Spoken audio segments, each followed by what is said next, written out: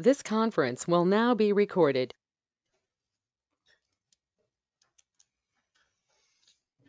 All right, let's commence our commission meeting / start of with a public hearing on the 23-24 fiscal budget. Public comment.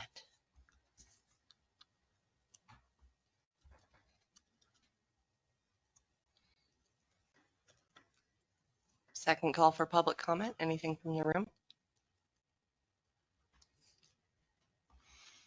Anything from online regarding 2023 fiscal year budget? Public comments.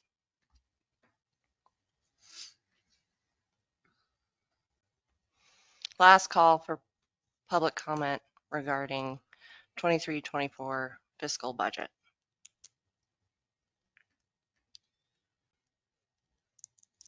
Seeing no other comment, we'll close the public hearing portion and go to the regular agenda with roll call. Mr. Abernathy. Here. Tina. Here. Hankins. Here. Homerton. Here. And Mr. Hardy. Here. We could all please stand for the pledge. I pledge allegiance to the flag of the United States of America and to the republic for which it stands, one nation, under God, indivisible, with liberty and justice for all.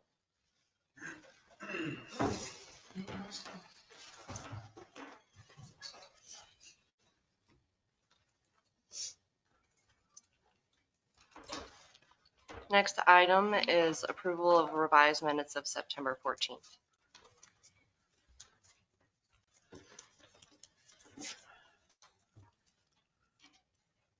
I move to approve the revised minutes of September 14th. My second.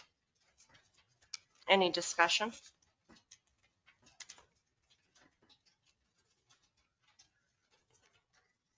Seeing no discussion, calling the vote, we'll start with Craig. Aye. Aye. Aye. Aye. All right. Minutes are approved for the September 14th meeting. Next item is approval of October 12th minutes. I would make a comment under the agenda items number 4. 3 of us have listened to the YouTube video. Nobody can clearly hear who made the motion and who seconded it. I think it was Tina and Nikki, but I can't be positive. If one of you wants to, or all of you want to listen to it and try and figure it out. Can't figure I have a question about that. And I don't know if I'm not all that familiar 100% with Robert's rules, but is it only, I thought it was only required to record who makes the motion and that it was seconded and whether or not it carried, rather than naming everybody and how they voted. I don't know if that's correct or not. I seem to recall that, but I could be wrong. So as long as, I guess if it was seconded, we know it was seconded. And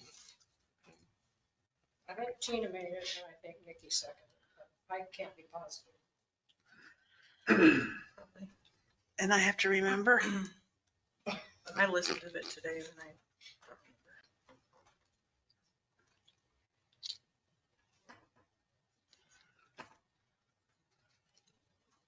remember.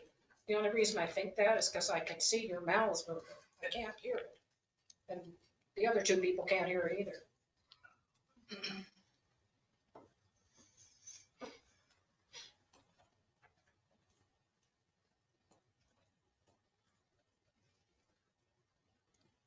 The motion was made, seconded, and carried. And that's, Craig thinks that's sufficient, but we Just wanted don't. to bring it up. Okay. I mean, for what we're doing here. You're referring to the content of the minutes, or you're correct? I'm referring to the motion to approve Oh, September 14th which ultimately, let's see.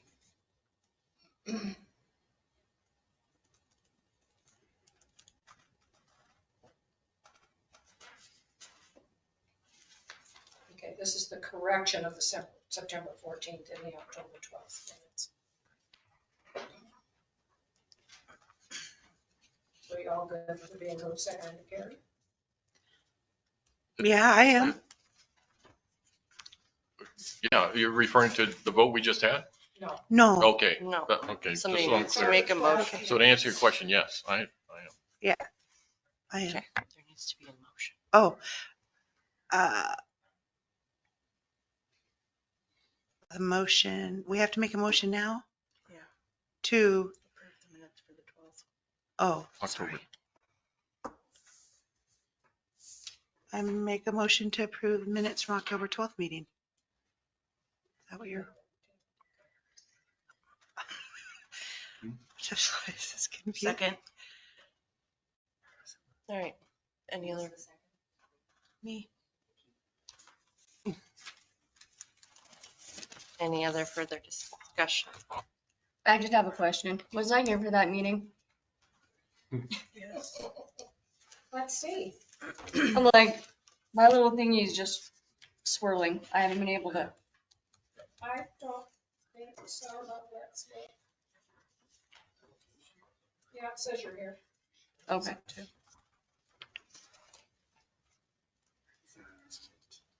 I think you're about the one prior. Okay. Okay. Thank you. Any other discussion? All right, I'll call the vote. Tina? Aye. Nikki? Aye. Randy? Aye. Lori? Aye. Aye. Aye, aye, aye, aye.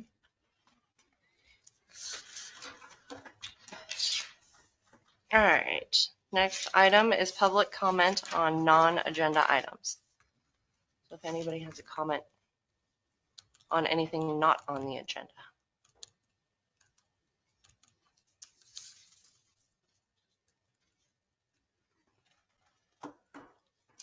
Second call? Yes, please.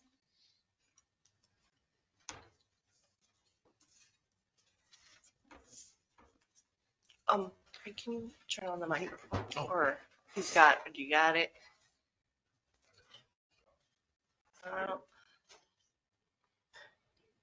There it is. Oh, there. Oh, okay. Thought it was lit. Okay. Good evening. I'm Myron Walmore, resident of Ennis. I'm here because I have concerns over this bias being shown from this entity over the safety of this community. When the citizen's safety is coming down to the number of phone calls to a certain period of time received at dispatch is amazing. In fact, I find it ludicrous. For that matter, I've never heard or read of a criminal calling up dispatch to warn them of a pending crime. Basing the number of calls to fit a justified data is also stupid when you don't have the manpower to make patrols to be able to justify that statement. Just to remind this council commission that since the first of the year, we've had 3 residents arrested and charged with felonies. Just to be specific, neither of the individuals were apprehended by local law enforcement. The other two, the one was arrested and charged in Bozeman, along with 18 others for human trafficking. Now, the other 2 were arrested and charged in Utah for drug trafficking. Now, would those apprehensions put some red flags on justified data, since how that these are residents? If not, there is a serious problem within the powers that be in this community. Thank you.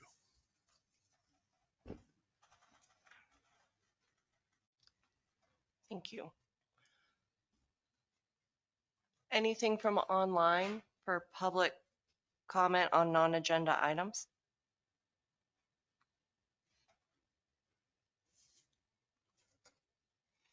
All right, and then Ginger forwarded one to me, so I will read that. Dear Mayor Haas and Town Commissioners, I had every intention of attending tonight, but had a work issue arise.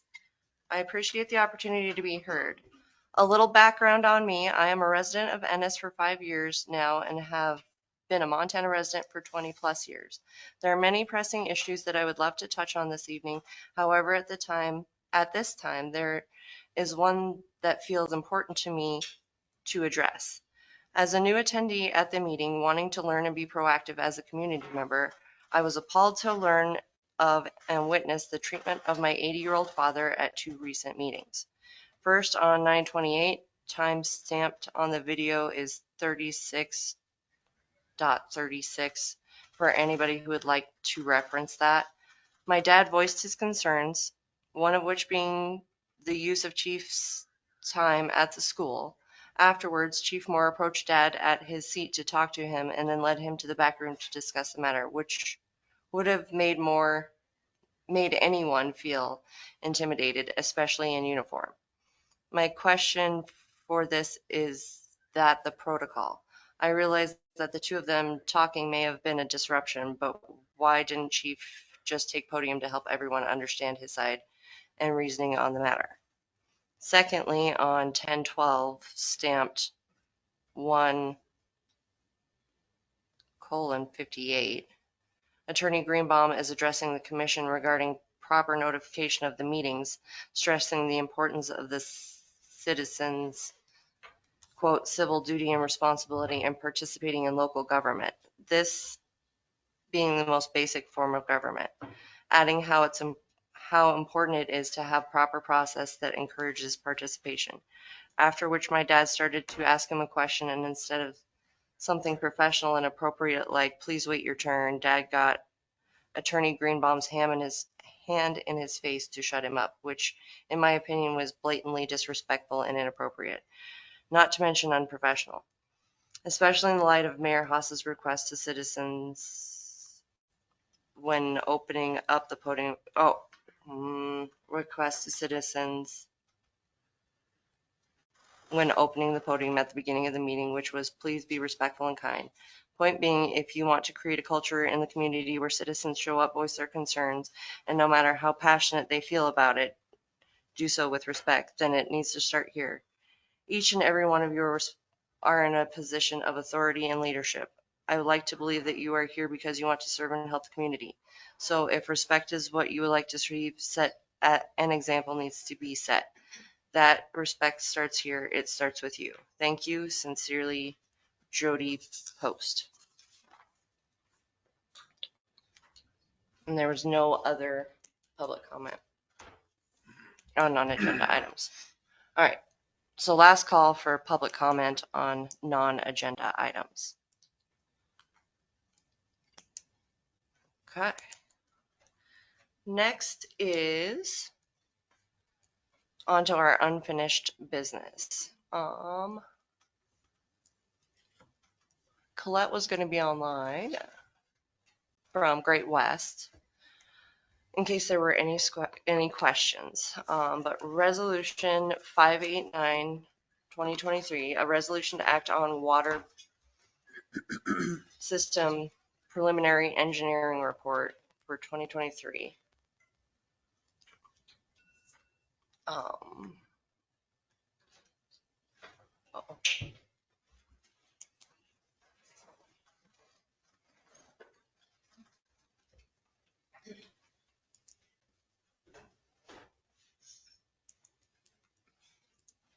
Hi, Karen.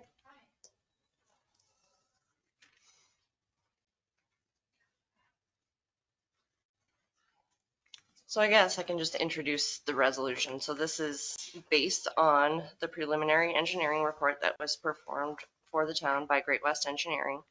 And it broke down our priorities for repairs for the water system, this particular one. And then as part of that, we have to define how we're approaching funding for top priorities. So in that, there was discussion last work session about the need to purchase ground to put a new 700-gallon pre-stressed concrete storage tank on. And with that in mind and the timelines, it would be most appropriate to seek our funding for priority 1 and 2 through the legislative process and try for funding through the DNRC and Montana Coal Endowment Program. So these applications are submitted in May and then reviewed at the next legislative section for funding. And then as part of that final portion of that, to be applicable, you have to be at your target rate for water rates by the end of completion of project. So that's what this resolution is kind of defining our next steps for our water system and how we're going to fund that. So I'll open the mic to the floor for any questions that I can maybe answer. And if not, Colette said she'd be here by 6:45, but if we need, I can probably have Ginger call her early to hop online.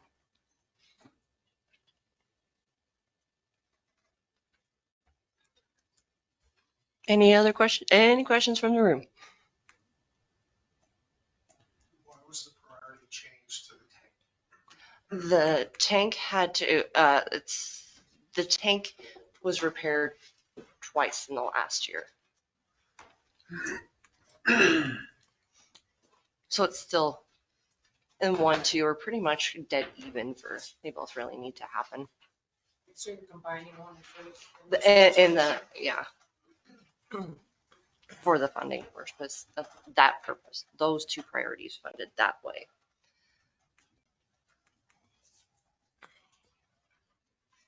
Oh, I should have had you go to the mic. Sorry.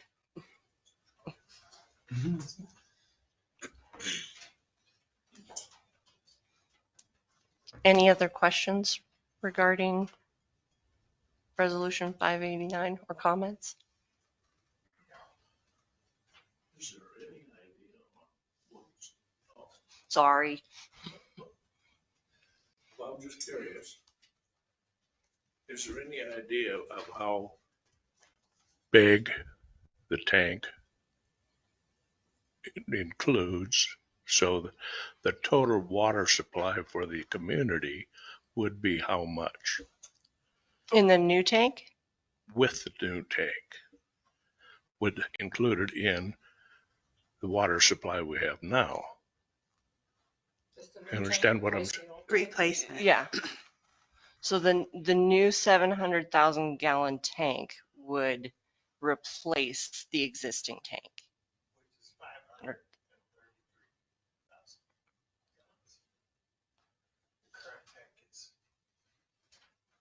So they're going to replace the 533,000 with 100,000? 700,000. Oh, I see. All right. Okay. All right. Okay. I don't think at some time. You have to do that too. I think after you got a new tank, it would be in your best interest to, after that was paid for, maybe pursue rebuilding the new one or the old one and getting it online too, because they're both right there. You know. But after you get the first tank. Bring that up in 2 years. I'm just saying, it's not something. Take a wreck or two right off the bat. Okay, any other public comment on Resolution 589, 2023?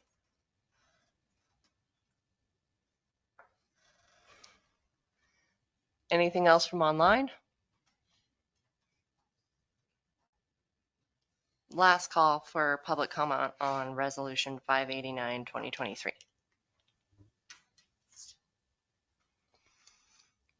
All right, to the commission. I make a motion. Go ahead.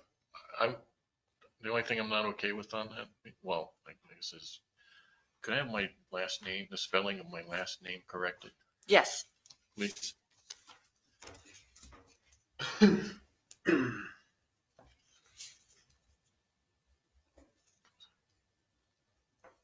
Huh? That was my only comment.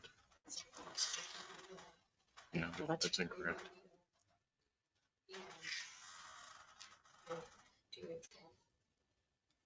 Oh, correct.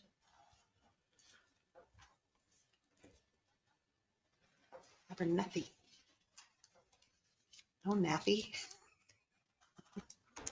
Yeah, I guess to add to what Eric just said, so if we were to rebuild the existing tank, we first have to secure property right next to the tank. So getting, and I think I've said this before, but to find out who owns the property right next to it, and you can put put a new tank right there and then rebuild the other tank.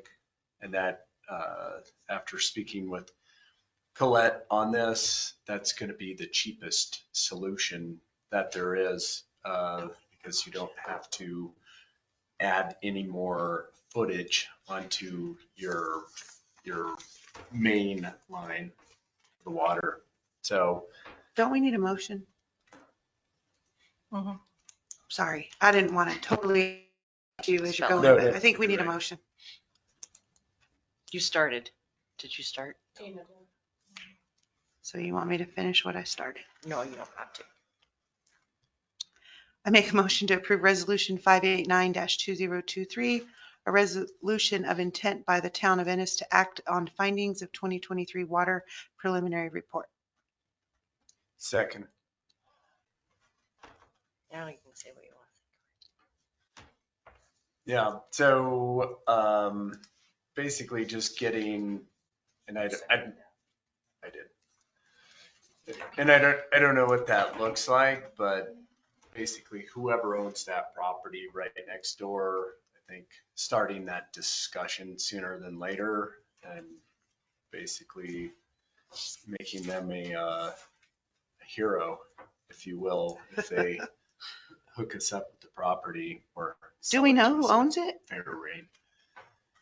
We could look on, if Cadastral. anybody has Onyx or Cadastral. So in which direction? So across the road is Valley Garden Land and Cattle Company. I think to And the then south. immediately adjacent. Yeah. Is the same Valley Garden Cattle Company.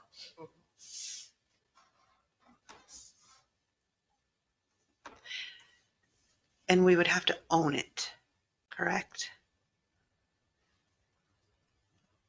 I would think so, putting a I how mean, many that $1 seems, million water tank. right. You would need to own that just for to keep it safe and all that, fences, the whole works.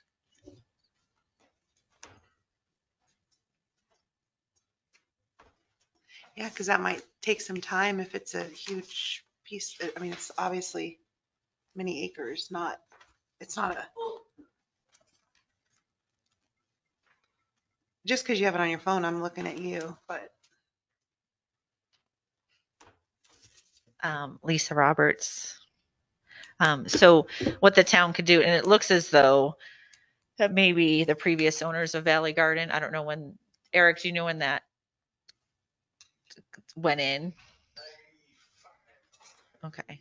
Because it looks as though probably the previous owners of the Valley Garden probably sectioned off a piece, but it would just be a matter of a property line adjustment and not a subdivision. Okay, that's what I was. So it should be a fairly straightforward process if the landowners are agreeable to that.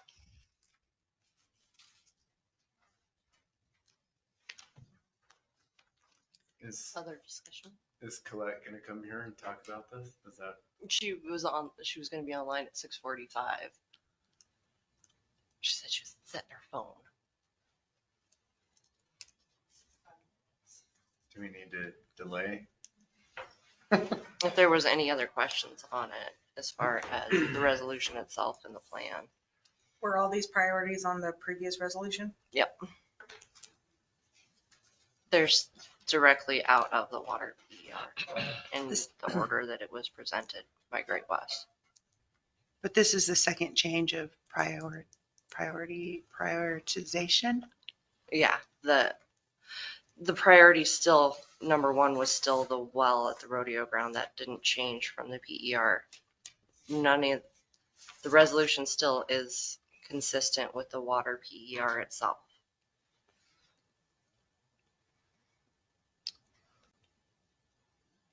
And so we would be looking at 2026, is that right? Correct. For the design phase. For the design phase, Yes. 2026. Mhm.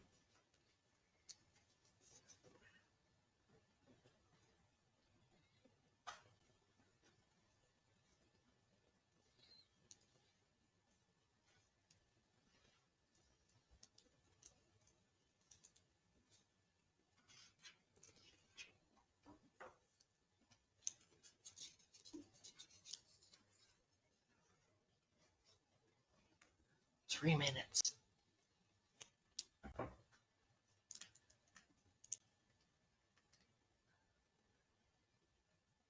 So what does that look like? Is that like you reaching out? Or Yeah, Eric and I. So if it'd be agreeable. Do anything like that. Why can't the property up at Antelope Meadows be used for that? The property at Antelope Meadows is too low in the water system itself. So we want to use gravity to feed that. So that's why we have water towers that are super tall. It has to be above the flow of your system so that you don't get any. So that's not being used at all. Correct. So Hi, Colette. Hello. so are we looking to sell that so that obviously generate some of the funds, the lots of funds that are needed for, it's either that or the resort tax. well, both. All right. So do any of you have any further questions for Colette since she is now online regarding the funding for priorities 1 and 2? Colette, do you want to speak about refurbishing the water tower? Is that I know we've had some work done to it, but it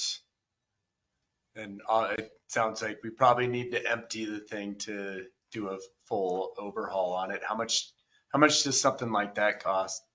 What size, remind me the size of that tank? 500,000 gallons?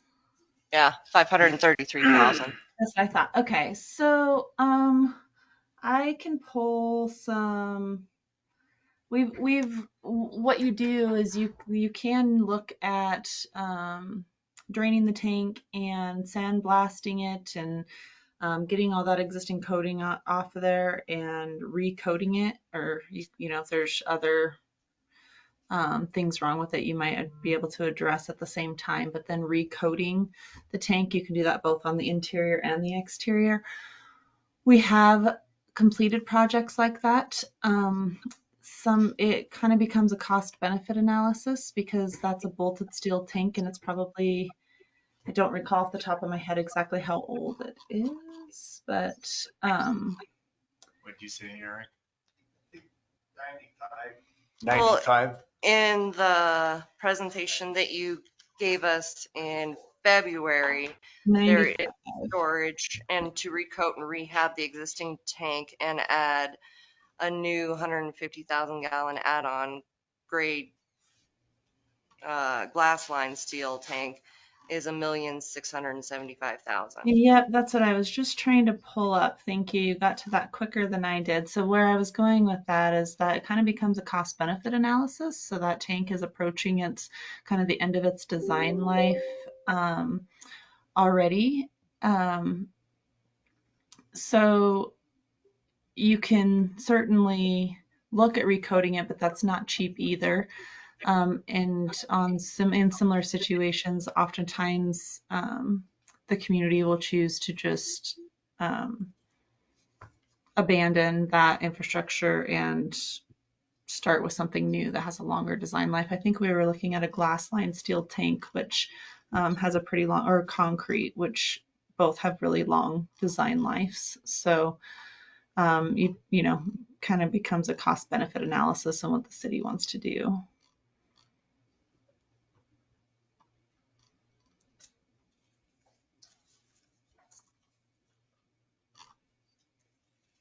Any other questions? Discussion?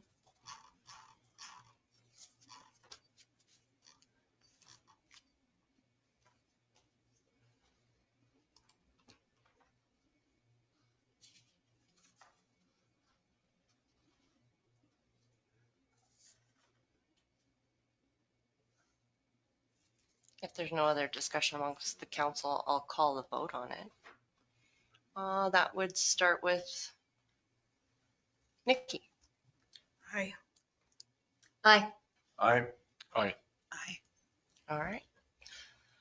Motion carries. And I will make adjustments and then send that over to you, Colette, so that we can finalize the report and get on being prepared for submitting funding next May.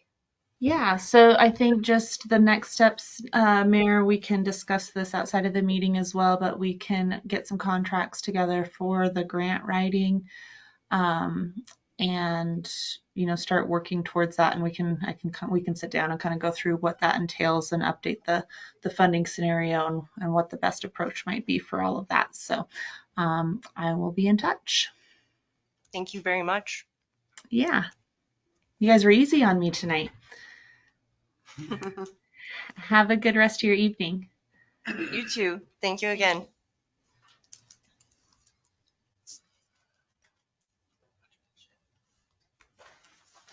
All right. Next item of unfinished business is the change in landscaping plan for Lot 2 and Lot 3 in the North 40 subdivision. Block. And I'm not sure if Troy is online or not. He had a conflict tonight. So, I don't know. Can you see it here? You want me to pass it around? I also emailed it to you.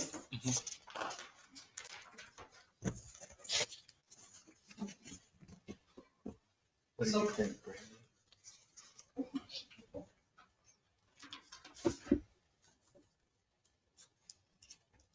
Take a long time for the trees to get that big.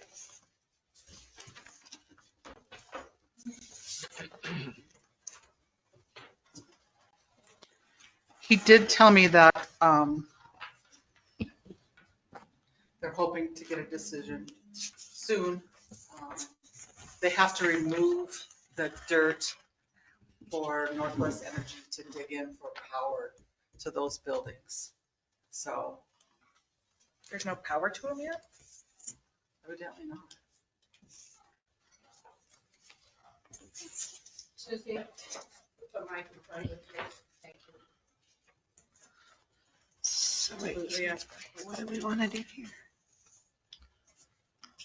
Pass it to them. Sorry, is that okay? No. Is that going to require a lot of water? It is a berm, 6 to 10 feet high. Did they specify what size of trees in that area? Yes, they did. It's kind of difficult to read. That they presented it at the, well, I did actually. a couple meetings ago, and then we asked for the rendering. Is yours clear?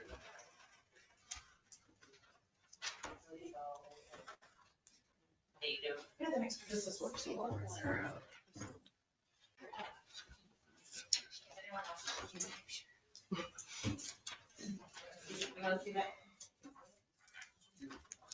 Oh.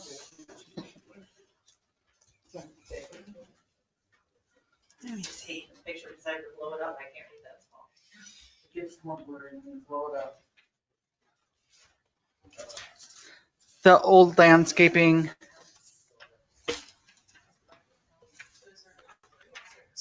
Yeah, I'm a So little this, confused. so this is just on lot one.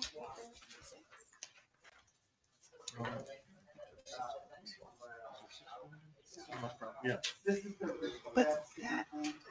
You guys all have this, remember? Yes, I do remember that. It's 3 buildings. Oh, okay, yeah. No, like,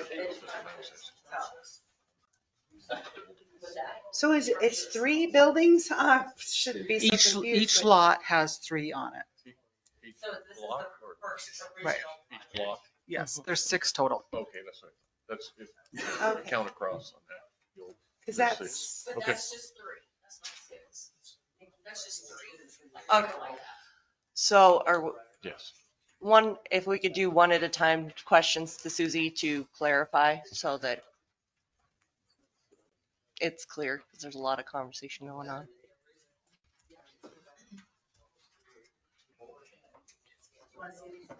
well, yeah, so I guess there's 4 per building. I guess that's not what I see when I drive by.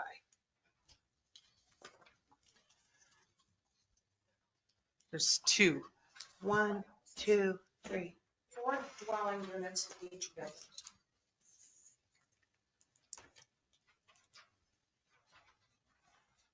Two dwellings in each building. Yeah. There's 4, 2 up and 2 down. Yeah, there is 2 up and 2 down. But it's 2 separate projects. Yes. Right? Yes. Correct. There's 12. Susie, is this landscape plan for all 6 buildings? No. Yes. This is the entire All project. 6. Yes. Okay. Block. 24. Oh, block. Okay. Got 2 blocks. Right. it. 2 blocks. Yeah, thanks. That's just 12. Thank you. That's just, okay. So that's just 12. No, that's 24. Is it for the all, is it both for 40, 50 and what was previous? Yes, my law. That's 6 blocks 2 and 3. Blocks 2 and 3. So it's for both projects. Yes, I think it's so obnoxious. Have you measured the height of the buildings yet? I have not. But that's 24 different 24 different residents. Yep. Yes? 12 in each section. 6 buildings, total of 24 individual living units, Okay. 4 per building. Okay. Yeah. And each one sells for about 6, 7, 800. I have a question for you, Susan. Okay. I mean, I'm just looking at it. I think this is the latest one that you gave us. Yep, I got it right here too. How easy or how difficult do you think snow removal is going to be? Well, Because it looks pretty busy and it's all surrounded by, this So- great greenery and trees and stuff, which is great, but it looks pretty tight.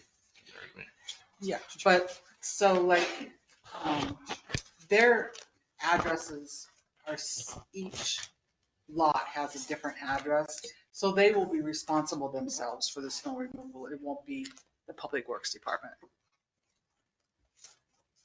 And this rendering is the east side, the highway side That's of the correct. buildings, where they're doing the snow removal. You're not gonna drive on that side. Correct. Oh,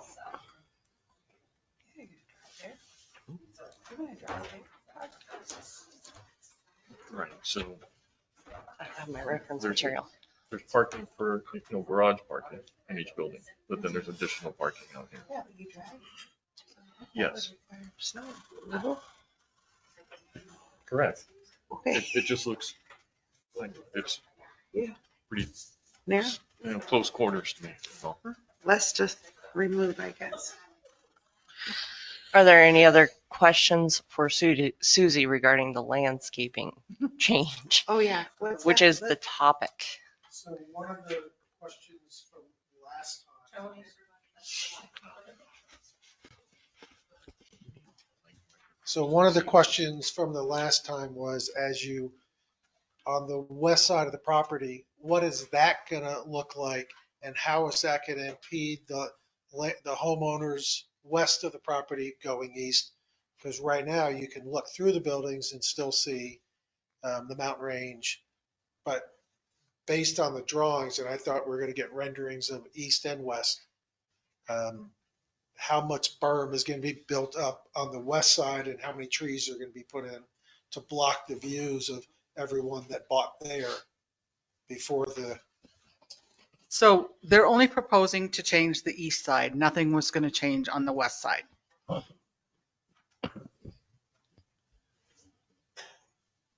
Did I say that right? Yes. So nothing on Otis side is going to change. This is just on the highway side. And all the other stuff, I mean, this project has already been approved. They're just asking to change the landscaping, that's all. It's a huge improvement on what we see now. It is, but Tony's got a point when it's going to ruin everybody else's view that's already built. It'll be 25 years. Well, that's what my question is, how big The originals. let's just be honest about it. We all see how well the trees grow out there. you gotta, I think it's a drip, obviously a drip system is gonna be part of that. Craig, is this the one you had questioned the diameter that we got? I did, yeah, way Okay. back when. Yeah. Is there clarification? Yeah, Mhm. Oh, I see. it's I'm very sorry. hard to, it's kind of They're hard to read very unless hard to you get it, read. Yeah. like this, but yeah, it's, I think it answered my question.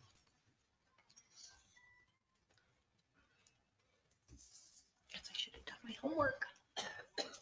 Yeah, I think view sheds are something, when I bought a property over in Bozeman years ago, I bought on the very perimeter of a 300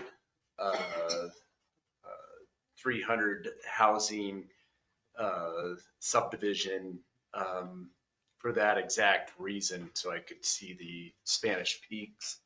And a lot of the people that went and built within the subdivision would complain about the other homes potentially being built up in front of them. But I guess, truly the people who I feel the worst for are the individuals behind Madison Foods. Right now, some of those houses with that big block wall right in their view shed, but you have to, it costs a lot to choose your neighbors.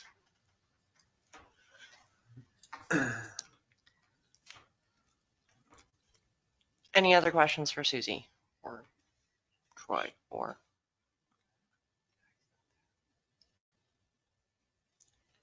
All right, we'll say the last call for anything for Susie or public comment on landscaping change to block 2 and 3 in the North 40 subdivision. And then I'll put it to the commission then. I move to approve landscape plan for block 2 and block 3 in the North 40 subdivision. Second. Oh, I'm sorry. Who's taking it? Tina. Rochambeau. Tina. Huh. Discussion? I understand the question.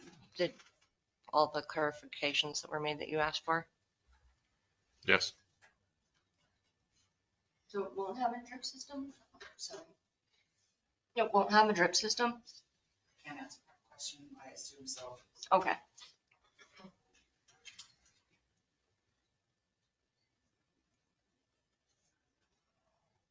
Can they make that a requirement?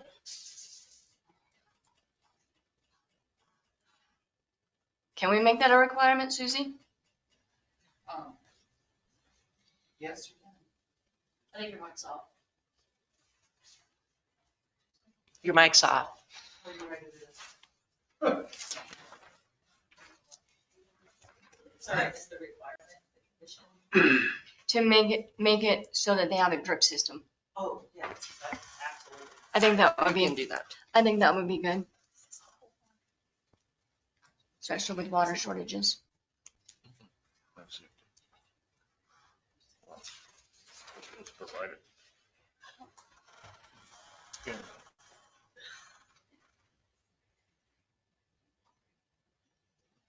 we have to make a new motion on that? We have to vote on the current one, and then if you would like to choose to amend the original, you may. Okay. So any other discussion? Well, we're going to go back into discussion, So so we might as well call the vote and go back, right? should you choose? All right, so motion's been made and seconded to approve the landscaping plan for Block 2, Block 3, and North 40 subdivision. Brandy? No. Corey? No. No. No. Okay.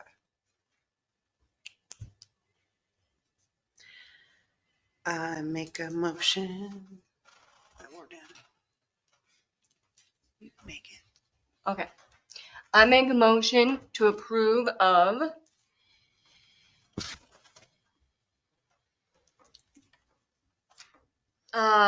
Block 2 and Block 3 in the North 40 subdivision with the condition that they put in a drip system. Second. Discussion. Anything else?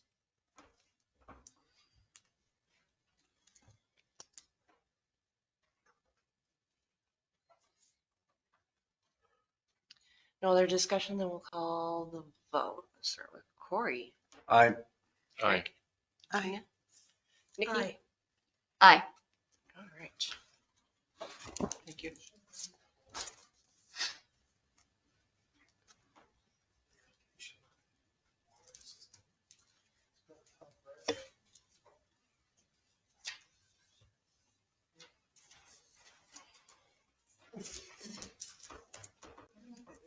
All right, continuing on unfinished business, you asked for the sheriff's MOU to be on until it's in its completion. So, this, I don't know, morning, afternoon, we also all received, an email from Sheriff Hedges, informing us that he'd worked on some drafts with the county attorney, and those are not complete yet, and that we would see those sometime mid next week.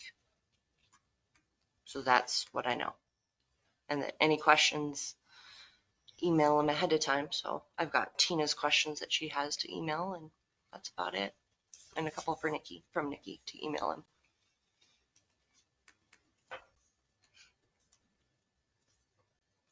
And I thought that was our homework last week, right? Yeah, so I can, To compile so you can compile. yep, and send them over to him, and then when we meet again, have all of our questions put together for you, answers for you guys put together. So does every one of my emails get forwarded to the town attorney? I don't when you, I addressed it to you and to you. But for some reason, I received an email from the town attorney about my questions.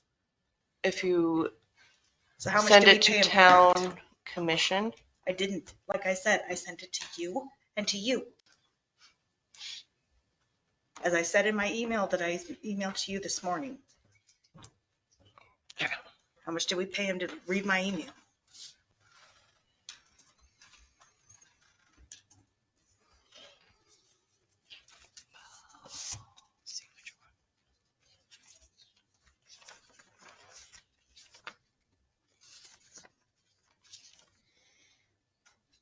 hour to find it. But if you go to the breakdown, found out how much he's put into the MOU, 450. If you go further, somewhere else. Got it. Oh, right there. Okay. Got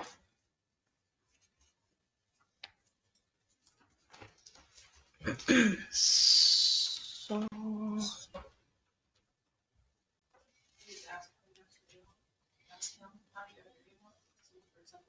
Greenbaum.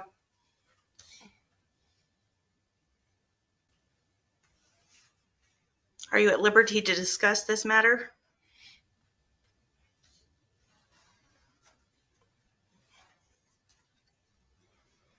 Maybe I did. Hold on, maybe. The one I sent to you. me And and actually Ginger and Town Commission and Ginger and if So my MOU questions to you. On Monday, I sent my MOU questions to you. Schedule of weekly daily hours that the county would provide coverage. Example of how many deputies hours mileage covered. On Monday, November 6th at 10:05, I sent a email to you called MOU questions. Then this morning, no, yesterday, I received a email from Mr. Greenbaum asking to share what I have found out regarding my questions. And then this morning I emailed Ginger and Mayor to request or to say why were my questions forwarded to the town attorney? And I was under the impression this is what it says. I was under the impression that the questions I sent were you for to compile a list of questions to discuss regarding the MOU. I was unaware that each of my emails sent to you and Ginger with my questions and or requests were going to be forwarded to the town attorney. How much is the town being charged for Greenbaum to read each email forwarded and reply in an intimidating manner? I'd like to see the invoice for his time that he has spent on working on the sheriff MOU for providing us with his opinion rather than legal counsel. I saw an amount in the claims, but I would like to see an actual invoice, please. It's really no wonder we can't work as a team with the sheriff's department when we can't work as a team within our council. okay. So You can have this right here and see it. There's no forwarded from your email on the 6th. So Mr. Greenbaum, how did you see my questions? I received a copy of your email. I don't recall exactly which email I received, but number one, I sent you two messages this evening. I don't know, did you receive those? Yes, I received those, but I'm not talking about that. I'm talking about the questions that I had for the MOU that I sent to the mayor on Monday, only the mayor. How did you receive a copy of my email? Well, I have access to public records. Any messages that are sent to So or you're from reading the everybody's commission to the email? mayor are public records. So you're reading everybody's email? I'm not reading everybody's email. But occasionally, I mean, I see emails and, you know, I So you're don't, not reading everyone's emails? no, I don't monitor everybody's emails. No. I don't even think that you should have the right to look at emails. If I had questions for you, I would have taken them up with you. And then for you to take it upon yourself to, which is How fine. could I not have the right? No, Okay. this is Commissioner Hankins. Am I correct? I can't see who's speaking, but I'm assuming this is Commissioner Hankins I'm speaking with. Is that correct? I think you read my email, so yes, that's correct. Okay, so number one, I think it's appropriate at this time to, completely de-escalate whatever it is that's going on, because I mean the discussion is about the MOU. The discussion is not about, whatever issues you may have with me I only had a question as the as to town how you attorney. got my list of Because, questions. excuse me a moment. my role as a town attorney is to represent the town of Ennis as an organization. Okay. I don't represent each individual commissioner on an individual personal basis, but I try my best to try to balance the interests, the public interests of the organization and the manner in which the process unfolds so that it should be done in a transparent, legal manner. All right. Now, you have on your agenda an item for discussion of the MOU. You want to have this public forum for me to discuss with you, that's fine. I don't think this is the proper place for it because personally, your agenda is for a discussion on the MOU, not your email traffic with me and my representation of the town. Oh, I thought there was something. I'm so irritated right now. And if you read my most recent emails, you would understand I presented to you a sincere apology if I've offended you or anybody else on the commission. I spent a great deal of time with my opinion letter. It was 15 pages. There's a lot of detail in there, and it's all backed up. I put on there 31 pages of attachments. I dug deep into the facts and the issues regarding the MOU. I don't know if anybody else took the time to look at the prior MOUs, the MOU from 2018 or the MOU that predated that. So if we're going to have a discussion about the MOU, and if you're engaging me as a town attorney, I'm more than willing to inform the commission, the mayor, the public, anybody who's listening in about the nature of the 2018 MOU and the fact that it was canceled without any reason by Sheriff Hedges. And has anybody taken any time to consider the fact that on July 18th, 2023, Sheriff Hedges, who was, I don't know, impatient, frustrated for whatever reason, he then not only canceled the MOU, he canceled law enforcement services to the town of Ennis.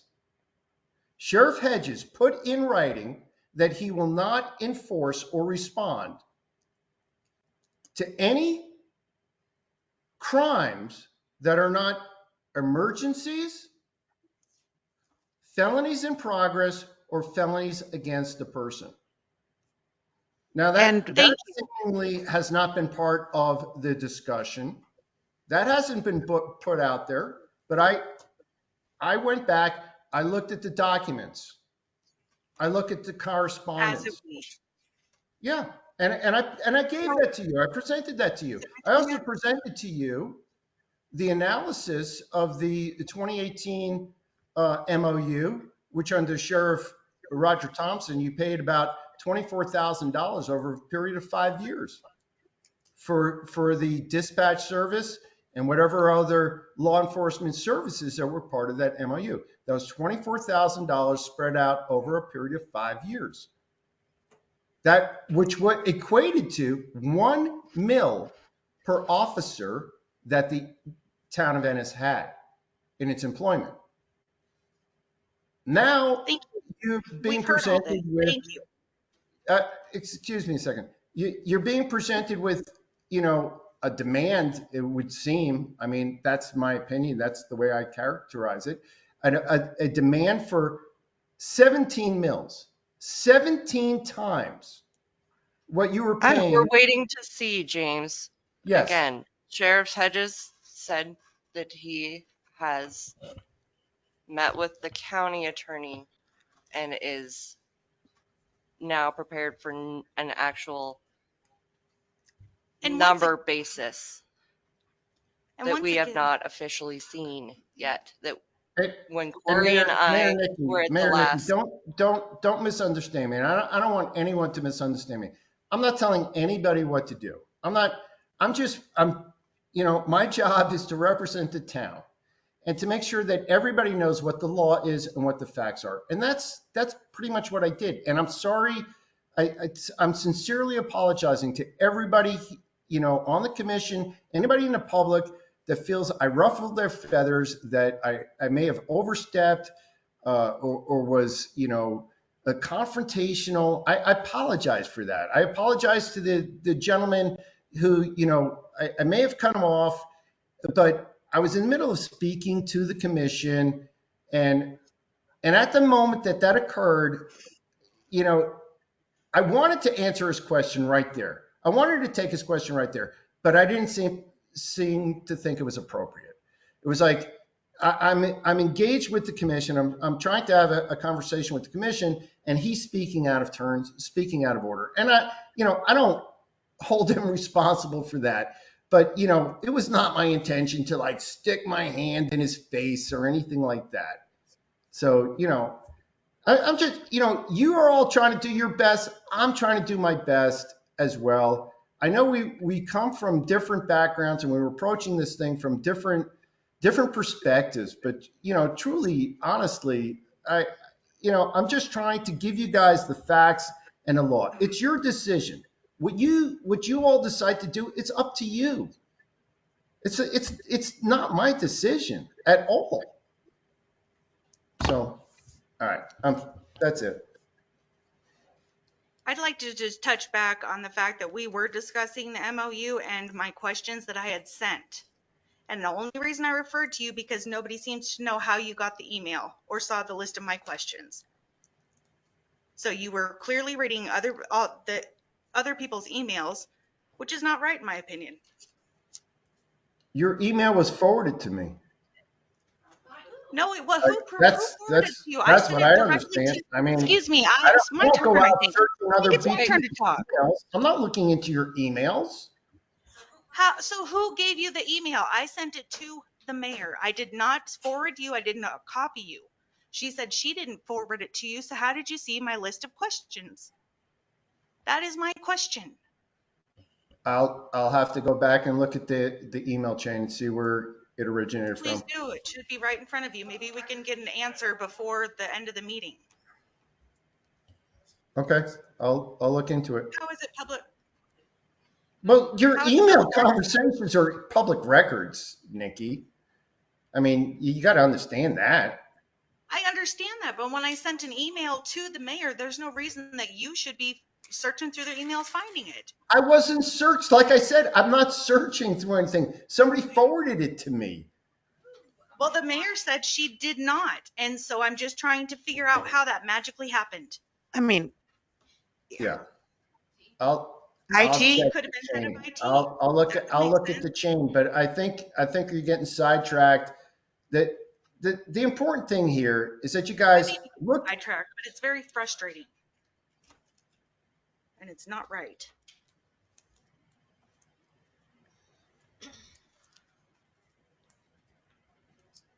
I'll look at the chain. I'll try to get back to you on that.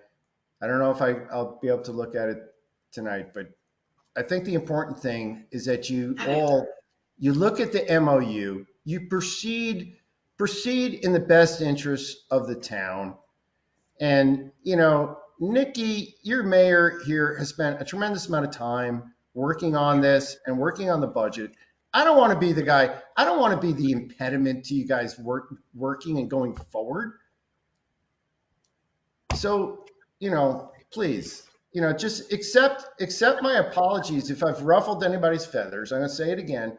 And, I'm here to assist the town to make sure that you maintain your compliance. That's basically my role. Then can you please answer the question? It shouldn't be that hard. I'll look at the chain. I'll get back to you on it. Okay. Preferably by the end of the meeting. All right. I'll take a look.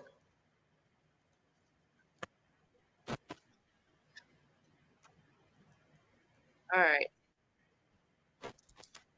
Lisa, public comment on the sheriff's MOU? Yes, I do have public comment on the sheriff's MOU, as I was able to read Mr. Greenbaum's opinion that he set forth before the work session. As he just stated, he is supposed to work for the best interest as the town as an organization. I feel as though in this whole process that it has been an advocacy for the administration. I feel like we're divided, obviously, between the administration and maybe some of the staff versus the commission. And I think in Mr. Greenbaum's opinion, since we don't have the numbers from Sheriff Hedges, it was very much so an advocacy for the administration and almost an intimidation and not equitable towards the commission. It wasn't informative. It was more of an advocacy. I see that you can't have a true opinion until you have numbers, right? Of comparing side by side, whatever Sheriff Hedges comes up with, if it's, 2 or 4 options, there should be pros and cons with each option and weighing those in your decision. And I just do feel that the commission is not receiving the representation nor the clarifications that they have been continuing asking for. And I know part of that is getting those final figures from the sheriff's department. I look forward to seeing those so the actual discussion can get to the meat and potatoes of the issue, which is the dollars being spent and the services being provided for the taxpayers and the residents of Ennis.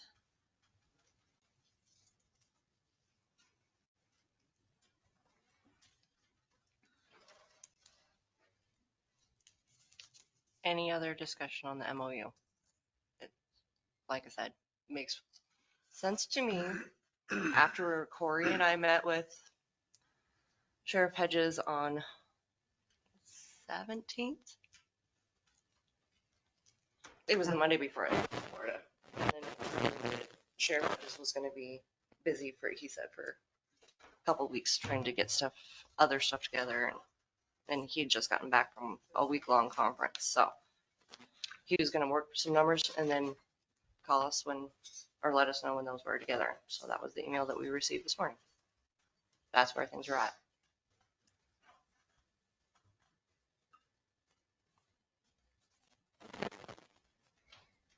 So what is this, so MOU discussion moving forward with like having stakeholder? When does the actual stakeholder See, when kick off? the sheriff has a completed document and some ideas, and then we have information to actually have a conversation, I think that's when you can organize something. When I can organize something for you guys. So potentially 2 weeks? Yeah. I mean- Again, early next week, mid next week, I don't know when we're going to see our numbers and go from there. Probably not meeting on Thanksgiving, I'm just saying. I'm not going to be here if we're meeting on Thanksgiving. I'm making dinner. I promised Grandma I'm making dinner, so I'm making dinner. Well, I don't expect anybody to meet on Thanksgiving, but I think we need to make it a priority. As soon as we have that, we need to be scheduling the meeting because this has just gone way too far and now it's squirrely and ruffling feathers, getting out of control. Okay. We need to get this thing wrapped up.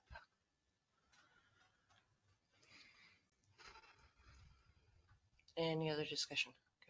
So I guess we didn't bring up the potential of like having a work meeting. So if a work meeting does happen, I'm going to be gone for the next month. So if a work meeting does happen between now and the 11th, the 14th, sorry, of December, who's going to nominate, I reached out to Nikki Hankins, Commissioner Hankins, both her and myself to be on um, the, what does they call them? The Stakeholder committee. Is there a committee? stakeholders committee. So I guess if there's a work session between now and our next town meeting, I was just gonna make sure that was discussed for both of us to be on the stakeholders committee. Is it a committee or it's The it's stakeholders commission? was supposed to be like a meeting. Well, county said they couldn't attend, but the sheriffs, you guys. But again, once you have actual information and numbers, it's easier to At make that a point, plan. will we do a work session? Like, how do you see that happening?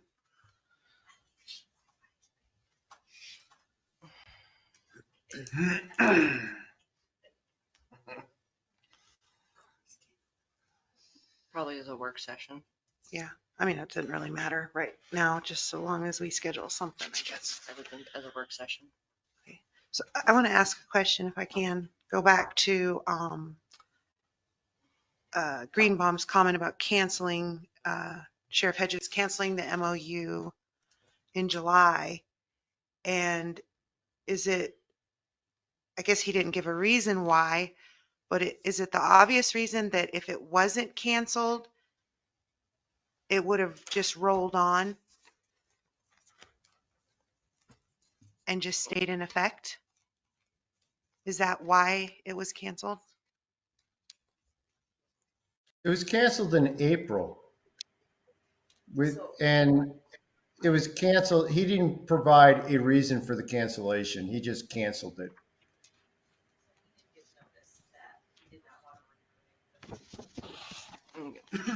He wrote, oh, sorry, I don't have everything. All right. To renegotiate an MOU.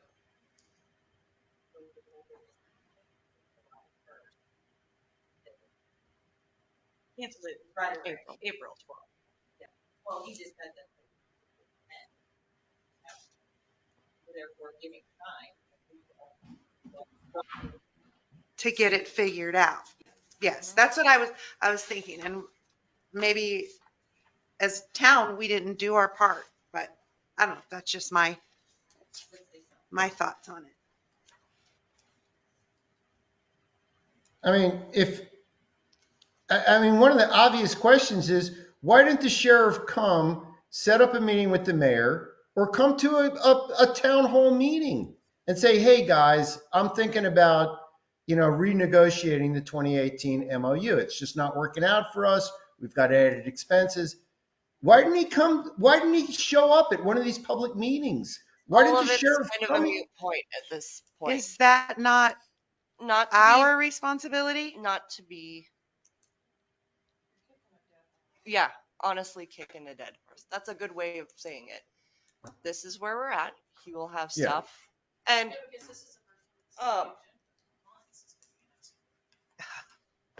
so at this point, that's where it's at. And you've seen, so October 17th was when we met, and then he's out of town, I'm out of town, he's out of town, he meets with the county attorney.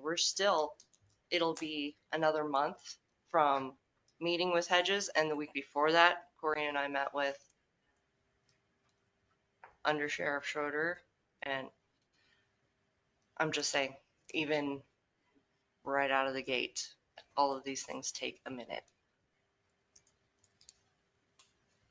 Where we're at, Probably we can not 6 months. keep going. But as far as where we're accomplishing anything tonight, I think it's a moot point until we hear from Sheriff Hedges.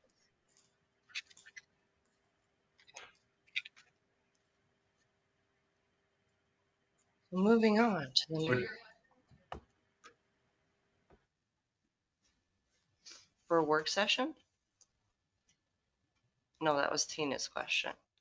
No, that was previous. I asked about maybe why it was canceled. I was just trying to understand, but I guess that's I will. not important right now. Why? Well, Sheriff Hedges said pose that anything questions to him via email, anything that comes up tonight. So I can simply post a question like he asked to his email. Would it be possible to set a work session for next Thursday and let them know that that's when you have it scheduled? So they have a timeline. It looked like they're hoping to have the contracts too. Or any other day, doesn't be next Thursday.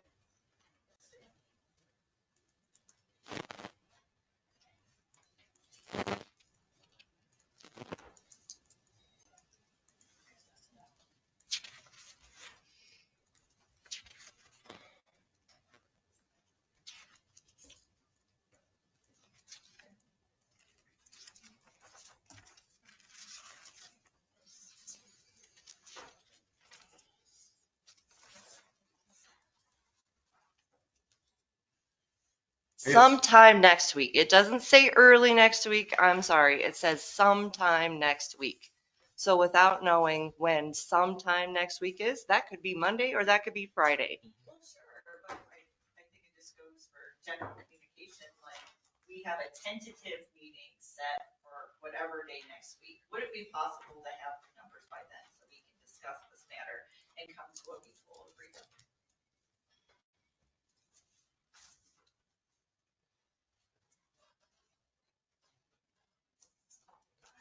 As you want to. I'm not available next week, so it would have to be one of you four to go from there. If you wanted to have a work session. Why can't Corey we and all I be will. here? I mean, your chair will be gone next week. I am not available next week. Somebody else would have to chair a work session if you would like to set that up. And we may not have I need any a calendar. information until towards the end of next week. Come at 4 o'clock on Friday. At this point. 8 a.m. At or this- 8 a.m. on Monday. Right. At this point, until we hear from or reach out to Sheriff Hedges. So it would have, I would think, if we wanted to just put a stake in the ground date wise, it would, for a meeting, it would have to be, I would think it'd be the following week, but that's Thanksgiving week, correct? Mhm. Yeah. So Well, you'd have but to have if we hear from him Monday, then it's not that hard to say Thursday. right. Then we can post for a meeting for Thursday, but you're not available and Corey's not here. So that doesn't. Is that right? Correct. You. So the week after Thanksgiving, I guess who would respond to Sheriff Hedges and say, we're grateful for this email and we are ready as soon as you are. If you could make this the utmost priority, even if we haven't made it a priority, we would like to get things really rolling. Something to that effect. And that maybe didn't sound very good, but I'm exhausted. I think the point was made, but. So I've got your questions. Anything else for tonight that Sheriff Hedges asked? Okay. That we emailed to him, so I'll communicate with him tomorrow and say, these are the further questions. Give him some time to look up whatever answers he needs for those. The council would like to have a meeting next week if at all possible. You guys can have a work session or whatever. I mean, I guess if I had an outline of how I'm supposed to chair a meeting, I could do it. I don't. It's a work session, so. But I think it would be really good if we're all here too. That's. Well, it would Corey's just- not going to be here till after Well, December. December 12th, 14th. 14th, right? That's fine. You guys got this. So, Well, so would it not be appropriate then to schedule a meeting for that next Thursday after Thanksgiving, whatever that date That would be? the 30th. November 30th? That would be fine.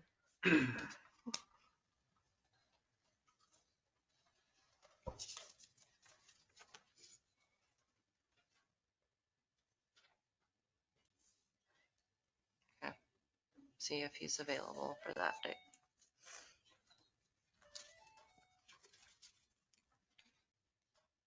I mean, assuming they have to be on Thursday. That's Thanksgiving. You'll be eating turkey on Thanksgiving.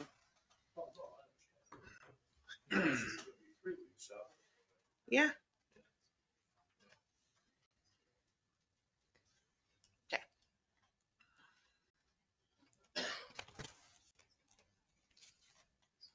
I will include that in the email with questions.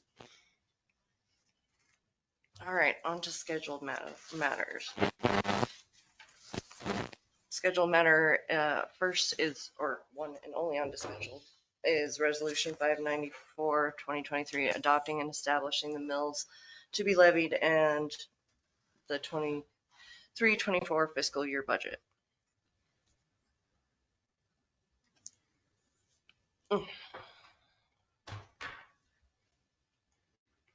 So first, any public comment?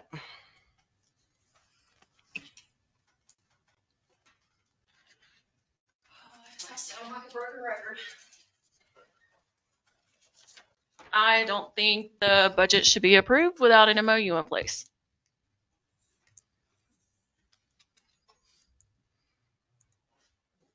Any other public comment? Echo Carla's comment as well as echoing my comments from the past several meetings that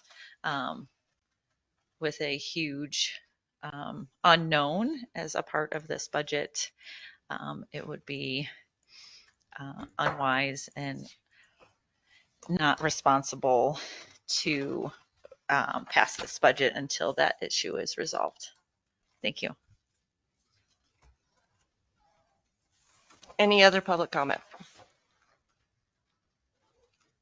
Last call for public comment on Resolution 594, 2023.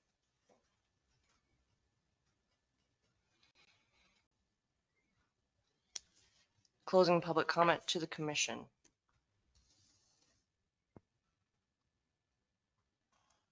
Make a motion to approve Resolution 594-2023.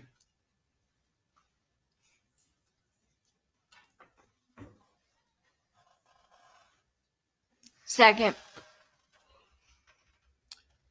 There's a motion and a second. Discussion amongst council. Okay. I'm going to ask this question again. I asked it in the last meeting or work session. And I just don't think I got my answer then. This question is for you, Mayor Haas. Why would all of us as town commissioners pass a budget without an MOU for our law enforcement? Because at this point, the repercussions of having no budget become more consequential, and that you may amend this budget once you know what the MOU requirements are, and if you can financially fulfill whatever is presented.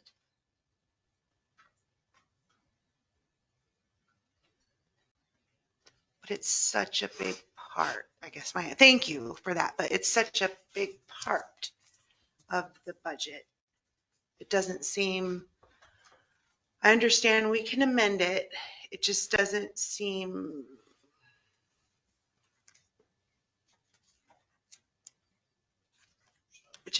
responsible. I know, well, I guess it's part of my report, and it kind of ties in, kind of not. So there was I don't know how they call them, town hall meetings through Montana League. And it was regarding House Bill 355. And that was new this year, and it's its own state infrastructure money. And there is a very specific period in which we can solicit for applications for infrastructure and then hold public hearing to review those applications and then choose one of those. As one of the stipulations for that funding, we would have to have a budget. And the amounts have already been allotted to the towns, and ours allotted amount that we can apply for is over $80,000. What do you mean? You said there were dates that you were allowed to apply. We have to, before December, solicit applications and then have until, so before December 31st to solicit for applications, and then before March must hold public hearing and review of applications, if I'm remembering right. This was Monday's late night reading. So there's things of that nature. We are also without having a budget. You can't qualify for any part-time. The state is watching us. My God. Just for not signing off on the budget? We're not passing, yeah, we're not. That's good.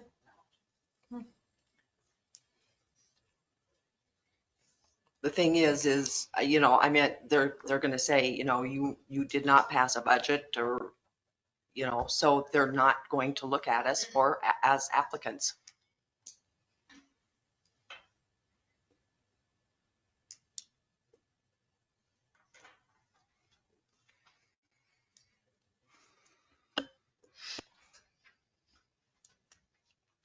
So it seems to me that to some extent, we're allowing Sheriff Hedges to some degree to really affect us or the town of Ennis in a negative way. Like our holding off on passing a budget, and in doing so, having that result in, you know, problems that Ginger was just describing. So what happens if we never hear back from Sheriff Hedges? Are we never going to pass a budget? Are we going to allow Sheriff Hedges in VC to cause all this churning here in Ennis? How can you say that? We've been asking for this for months. It's not public. Carla, I'm asking nicely. That's fine, that but we please. bullshit, you know that. Okay. Meeting after meeting, the side comments from the back, and I understand you're frustrated, but please try not to interject in Craig's statement. You had your opportunity during public comment, and that's part of the process. It's now Craig's, and the discussion is amongst the council. Thank you. Don't get me wrong. I'm not saying we should not be concerned about it, but we need to. But are we putting it on, well, it is on Sheriff Hedges now, obviously, but what led to this? What got us to this point? Why didn't we do our part prior to where we are now? That, I mean, if we knew it was, well, I guess you didn't know that we would be questioning passing a budget. You didn't know that, but the MOU was not a priority, has not been a priority. And that is my budget opinion. item for the sheriffs is what is owed to them per the contract that it's last year's. It's 1 year in retro. So why would I go, this has to be before this year's budget, when the last one is what we owe him for the previous year? It would be doubling up on a contract. Do you see what I'm saying? It's like your water bill. You used your water and your sewer prior to paying it. we used those dispatch services prior to paying it. That is, we owe them the amount that is allotted in this budget for the services that they have already provided last year. So we're looking at this coming year's budget, and so that amount could change, could drastically change. Which would be reflected in the 24-25. It's the services received for this portion. It's always one bit off. So you know what the cost is. So like depending, like an example is if we did some kind of hourly swap instead of a mill thing. And it's you respond, sheriff's office responds, and they bill out their hours, and then PD can cover the area that's the patchwork, and then they keep track of theirs, and then you would bill it back and forth and then settle it on it at the end of the year. Does that make sense? No. No, it sounds to me like what you're saying is, like, if we're looking at it this way, technically the MOU doesn't expire till next year. No. I mean,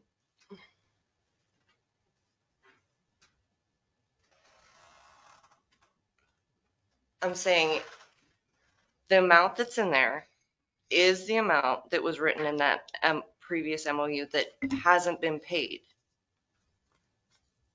And so when the new MOU comes up, it's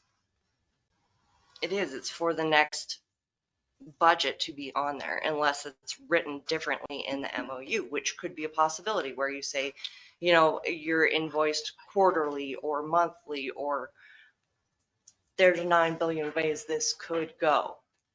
And there's 9 billion ways every budget could go. So if it was, I'm saying I already expect there to be a budget amendments. We did 2 last year. and how much were those for? Over $100,000 is my question. No. But the money, the amount doesn't matter as long as You have the funds for you it. have the funds for it. But you can't move within departments, right? You can't take from other departments. Where's that $100,000 going to come from? Just somewhere else out of the general? And you're picking that number. Well, And okay, yeah. I'm saying there's other things could always come up. Just like the county had the whole mold problem in the courthouse, and we had to get pods, and those were a whole bunch of unforeseen costs for the county. So they'd have to adjust their budget to meet this. Now we have to vacate the courthouse. P.S. I bring this up because Eric had to vacate his office because. But that was unexpected. We knew we had to have an MOU. Budget amendments, I go back to that, would be for the unexpected, not for your entire police department. And I'm trying to understand, so try not to get too frustrated with me, but is that correct? The MOU isn't for your entire police department. Your budget already contains your police department, your local police department. Yes, And I know. MOU would only be the portion that. And this budget town is what would is owed count. due to the contract that we've already signed. This is us fulfilling that contract.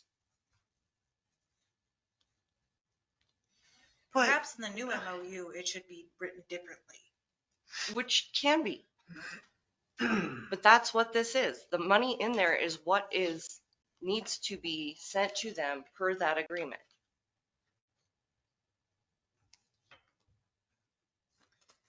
I guess where I'm at with it, do we not have a consensus here with all the commissioners that we're going to talk about this? We're going to make sure it's on the agenda from here on out until we all vote on an MOU, well, vote on an agreement that the mayor is going to present before us. Do we not have a consensus right now that we're not going to talk about this from here on out until it's a vote item? No, we are. That's why it's on the agenda. Well, I'm not sure why it's on the agenda finally, to be honest with you. Until it was settled. But we asked for that a while ago. It just finally hit it. But I'm just pointing out that we have a consensus right now. We only need a half plus one, which is for this. And we'll talk about it from here on out.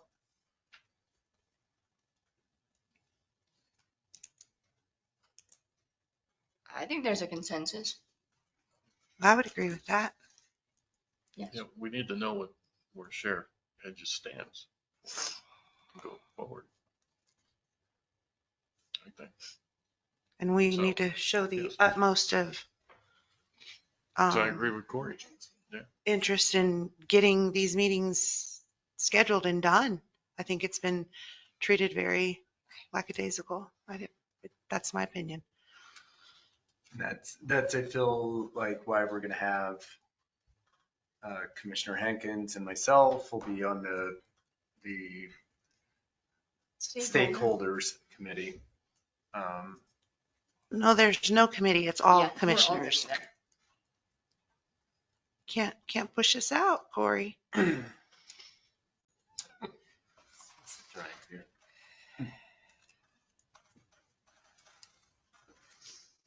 Any other discussion about the resolution 594?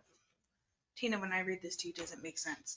Said amount will be paid to the county in June of each year prior to the fiscal year ending July 1st of that same year. Read that again. Said amount will be paid to the county in June of each year prior to the fiscal year ending July 1st of that same year. Does that make sense to anybody? So it would have already been paid. Paid in June. Yes, it's already been paid. We're voting on, Claims.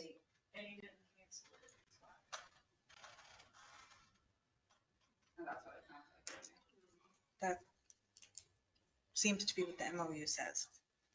Very last sentence. Read it one more. Said amount will be paid to the county in June of each year prior to the fiscal year ending July 1st of that same year.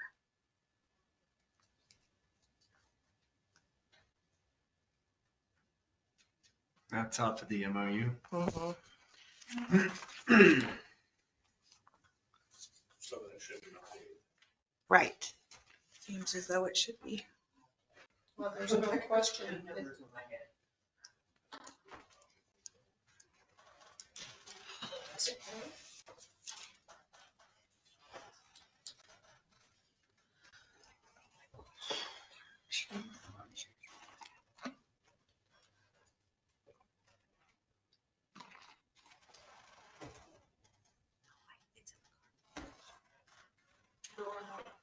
Huh? Nope. It's either in the seat or in the cup holder.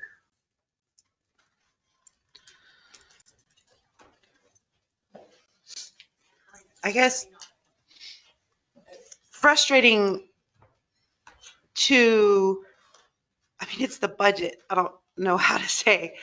Obviously, it's important. We've been kind of harassed and bullied and intimidated and threatened to get it passed. We can't even answer the question. We don't even know what we're doing with our budget. Did we pay that in June? Or is it for 23, 24? I mean, I may not be the brightest bulb in the park, but I don't understand this. See, when I read it, that's how I got it, but that's not to say I didn't screw it up. What we're reading is the very last sentence on that page.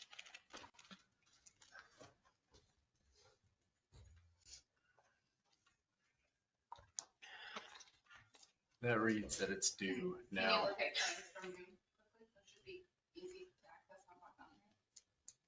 Oh, I need that claim folder. I have a question when we get to I would that. think so. And do we not have the expenditure report for these that Craig asked for? Yeah. It should be in there. Oh, it's in our email. We're not there yet. Okay, budget. I just need that when we get there. But I guess based on that, what Nikki read, it should be paid. So the amount that we are going to approve to be amended at a later date is 4/23. No, yes, 23/24. Is that correct? It's going to depend completely on what the MOU is written for. Because we're going to have a new MOU. So we don't know. We don't know that 215. We don't know. Is that right? This new MOU could be written that we pay it monthly and we could owe in arrears on this, correct? Not if they haven't started doing the duties. Right. Right. A lot of variables there. So many variables. But that's why we're saying, it is such an unknown that, probably one way or the other, a budget amendment is gonna have to be done.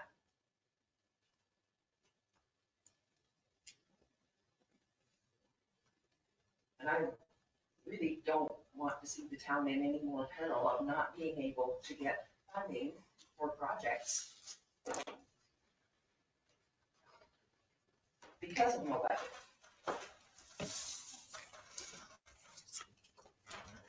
Fall back on the audit report, just do them.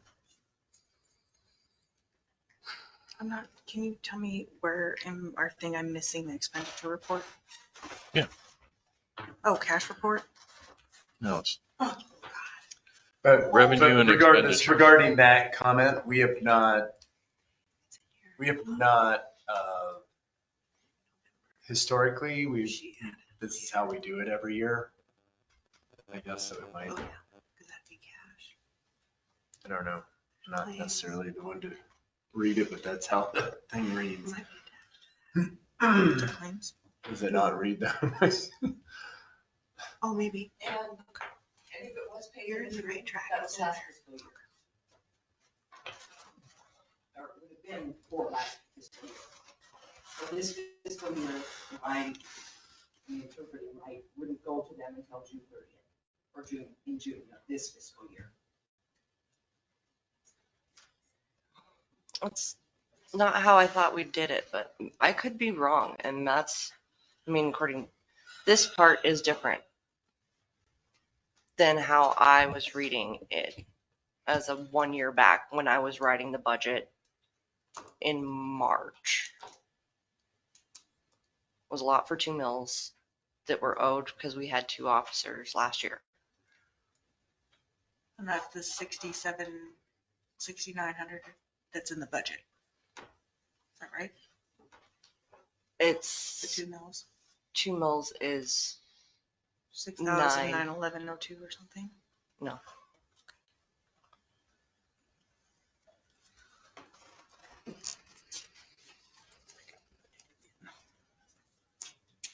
Is 9 something, 9,480. It's 10,000. Almost. Almost 10,000. So when you say we're under the magnifying glass of the state for the budget, what does that mean exactly?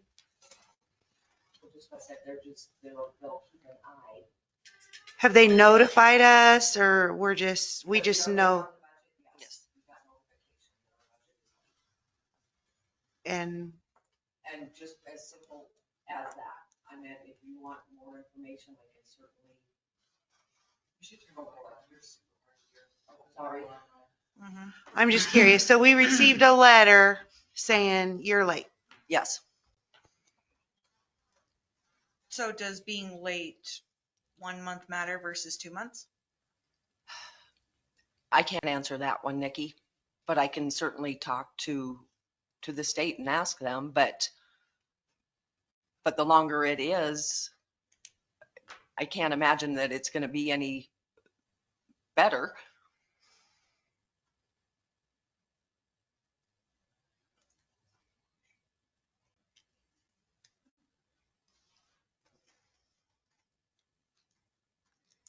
I mean, and that's the thing, if we still don't have, I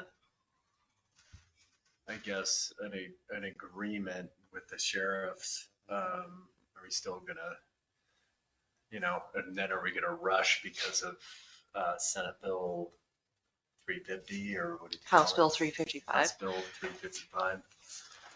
I mean, it's very specifically designed. I don't know why the application thing, I haven't figured all that out, but,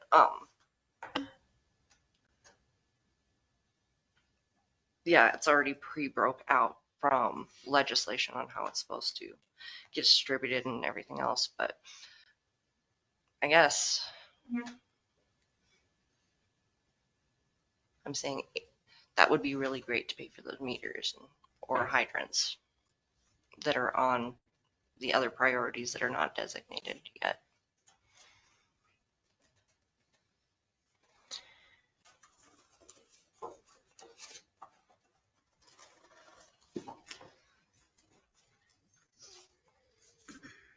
Any other discussion? I don't remember where I'm at with votes.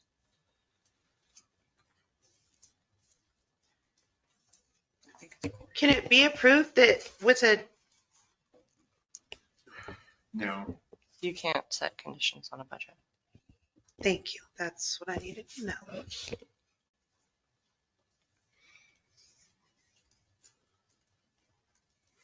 Any other questions?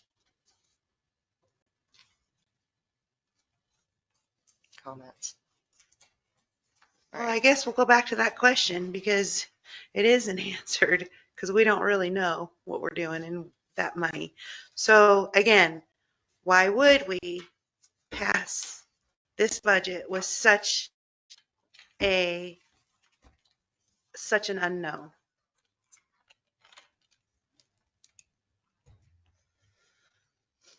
Just because we can amend it? Just because the amendment's out there?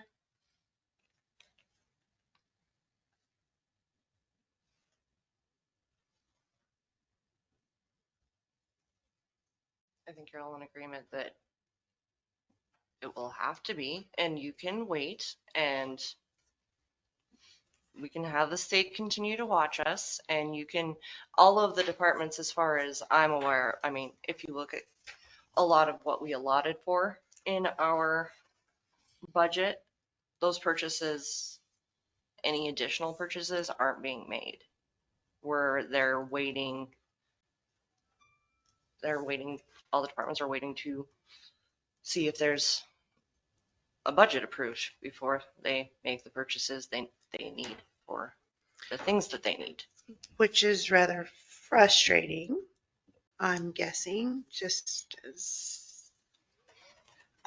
As we're also frustrated.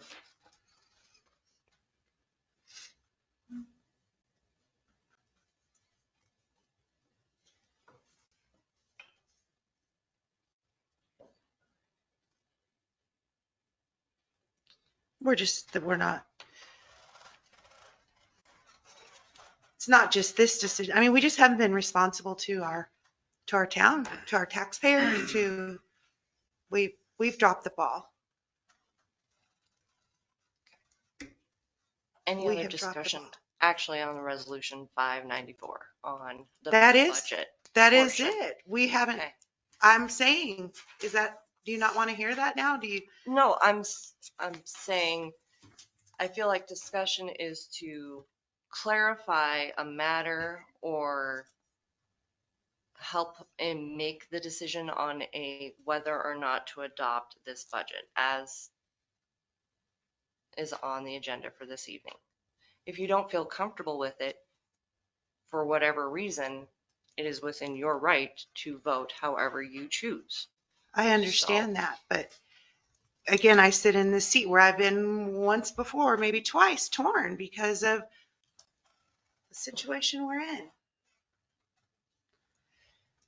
I guess my biggest question would be, so you have, we've reached out to the sheriff and he's still not ready. They're still working on legal document with their attorney with it. So it's like, there still is no presentation to be made on the other side. I don't know what's changed between now and then, I guess, other than a bunch of discussion, right? So why is there not a document sitting in front of us? Why should they have to bend over backwards to hurry and get something in place when we have not made an effort to work on it? To give a shit. That's how I feel.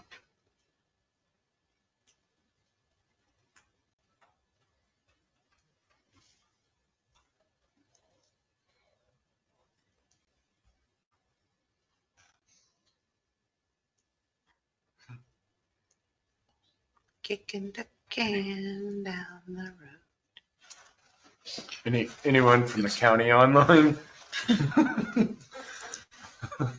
Nope, they emailed saying they would not, but they will answer questions on email.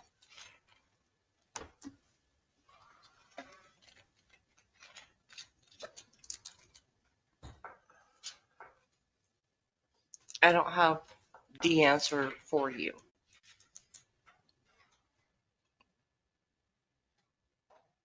Thank you for saying that. That's what I was looking for the last meeting. Thanks, Nikki. No, I'm sincerely, thank you for saying that. I appreciate that. That goes a long way rather than just spinning in circles and not getting an answer. We don't have an answer. I appreciate that. All right. Any other discussion, or can I call the vote? I think I'm at Corey.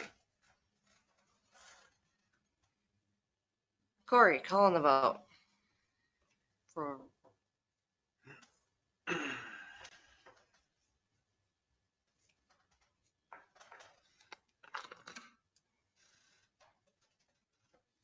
Yes.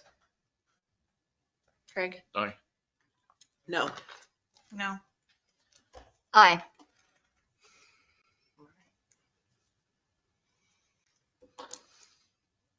Budget is adopted. And on to department reports.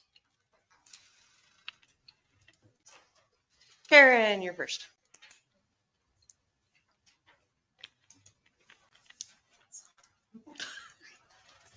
Is that your? Oh, it's your. I thought it was gum. Yeah, that was gum too. I can make this really quick. Do you have any questions for me? Looking back in October,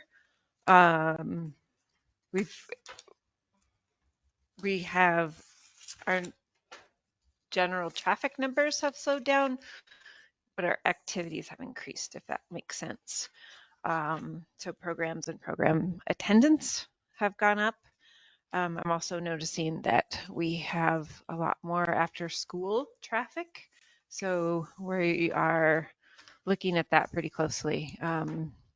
We knew that we have a good safe space for kids to come after school, but the number has just, it's been a zoo this week. Kids, I don't know, not really sure why, because we haven't had any specific programming involved.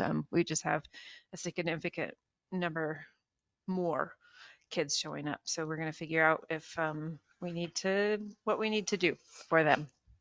Do you see more on Fridays when there's no Colt Club? It was just a weird curious out in that. I would say no. I think it's the same. I mean, the number's been, yeah.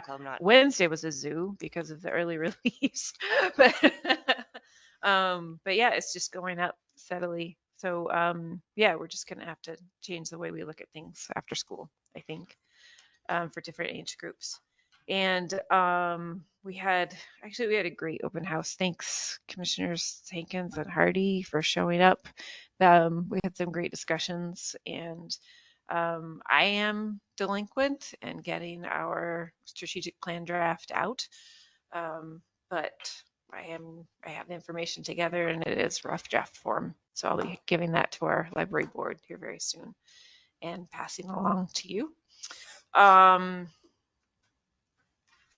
Yeah, the rest is just business as usual. Do you have any questions for me?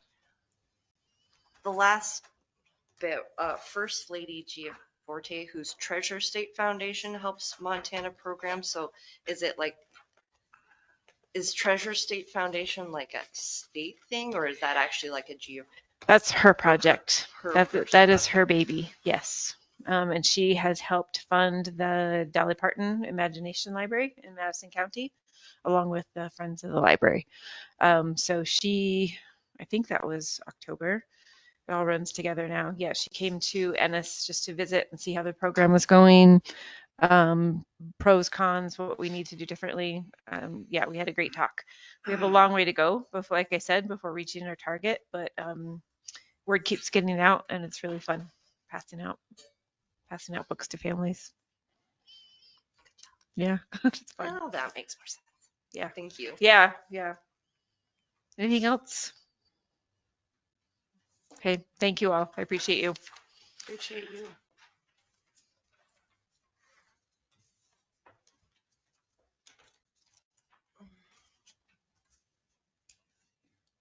All right, you have John's report. Any questions for him?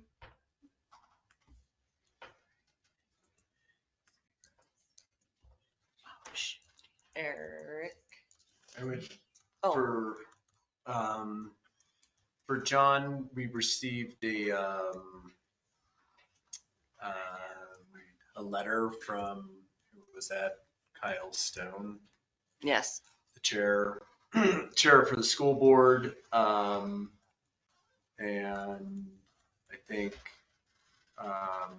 yeah, he basically addressed the letters that were written from the superintendent and the principal, just saying, yeah, if you want to get an opinion on the SRO, that you do need to reach out to the school board, which is kind of their legislative branch ultimately, and the individuals that would be approving a new MOU for the SRO. So, and I was just curious who's gonna, like, John said he negotiated his last one. Oh, MOU. the term that expires in June. So, Oh, at the end of the school year? yeah, I thought it was before that. or May. So obviously John's not going to negotiate the No. MOU. All right, Public Works. No, he didn't.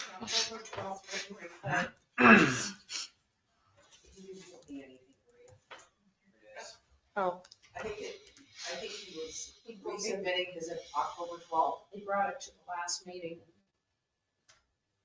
For whatever reason, it was never addressed. okay.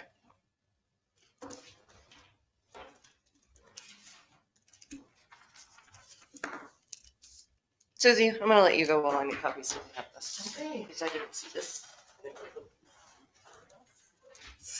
From having been on the school board, I can tell you. Or is it the Traditionally, the superintendent negotiates with the town and then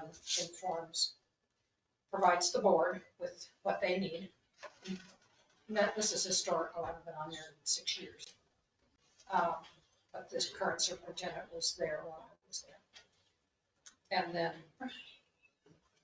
it's a matter between the board and the superintendent.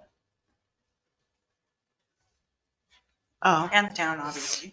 Pardon me? And the town, obviously. The superintendent handles the negotiation with the town. Just like the mayor handles our negotiations, as we were scolded. Eric's report. Susie, did you? Oh, Hasn't started yet.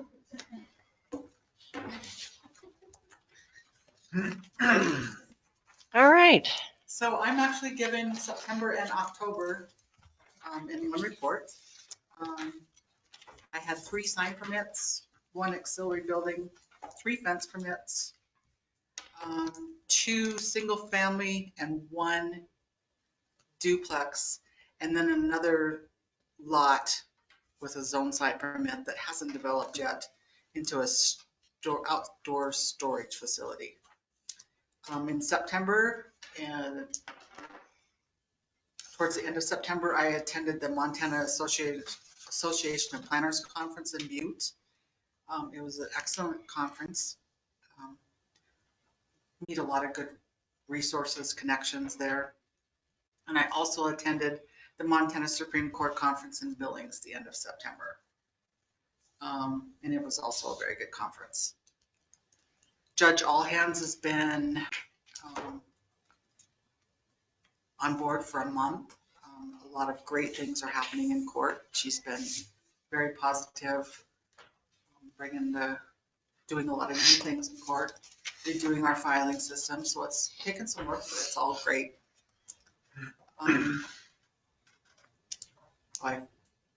And so, let's see what else. I've been still doing the water bills, helping with customer change and meter checks. So I'm hoping that that'll be addressed soon. And other than that, do you have any questions for me?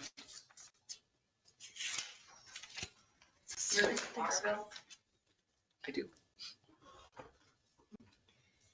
What was your question?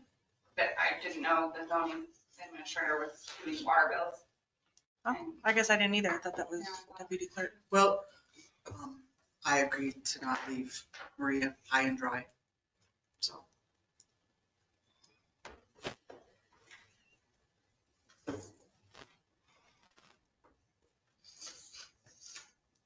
Thank you. Do you have expectations for the planning board to come on and here at some point? I know that's kind of when they're ready, but.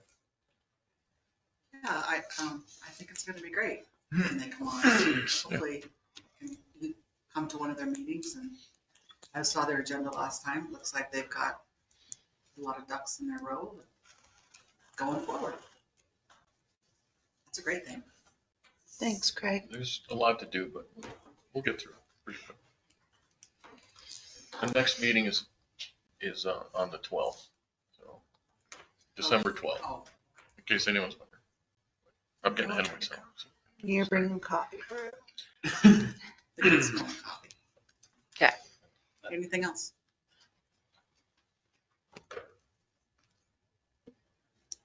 Before you leave, yes. Like, not you, I mean, like, I have a question. You know how you say, before the end of the day, I have 3 things for you. I can't remember what they are right now. Mm-hmm. This is our Monday morning game. I have 2 things that I may or may not remember before Monday, so. We have 2 things that we need to cover Monday that we haven't addressed. Correct. And when I remember them. I remember them. Okay. Do you want me to say them so you can write them? 2 things for Monday, yes. The DOT. Yes. That's right. For the sidewalks for Madison Foods. I contacted Jared. Okay. And the T&D agreement for. Those were not the 2 that, one, I don't know. I think I'm forgetting something else. So there may be 3. Okay. 2 and a mystery item.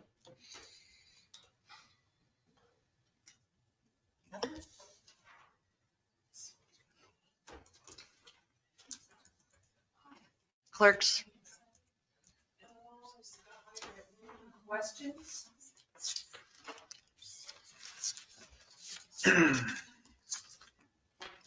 I guess that brings up a question. So, Maria, how are you spending the majority of your time? Majority of my time goes to utility billing. Is that different than water billing? It's the same thing. But I thought Susie Susie was assists doing me at the end of the month, to go through the software to set it up to print the bills. Throughout the month, you have to enter all the meter readings, you have to enter all of the payments, you have to answer all the phone calls. received payments. I did an audit on the business licenses, collected a lot of those that haven't renewed for the year, including the late fees. Went back in the previous year to see who had licensed and who hadn't applied. That took 3 notices, 3 mail outs. The initial one was to everybody that held the license the year before. The second one was in end of September that hadn't renewed. And then last week I just did another one. Summer was much busier. It's getting less now. And what is the average amount of hours you work a week or a paycheck? Pardon me? What's the average amount of hours you work per paycheck? 10 to 4, Monday through Thursday. So that's 6 times, 24 hours a week.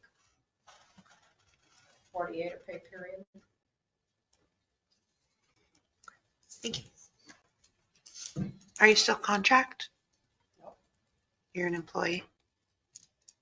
I mean, contract employee I'm a versus temporary hourly part-time. employee.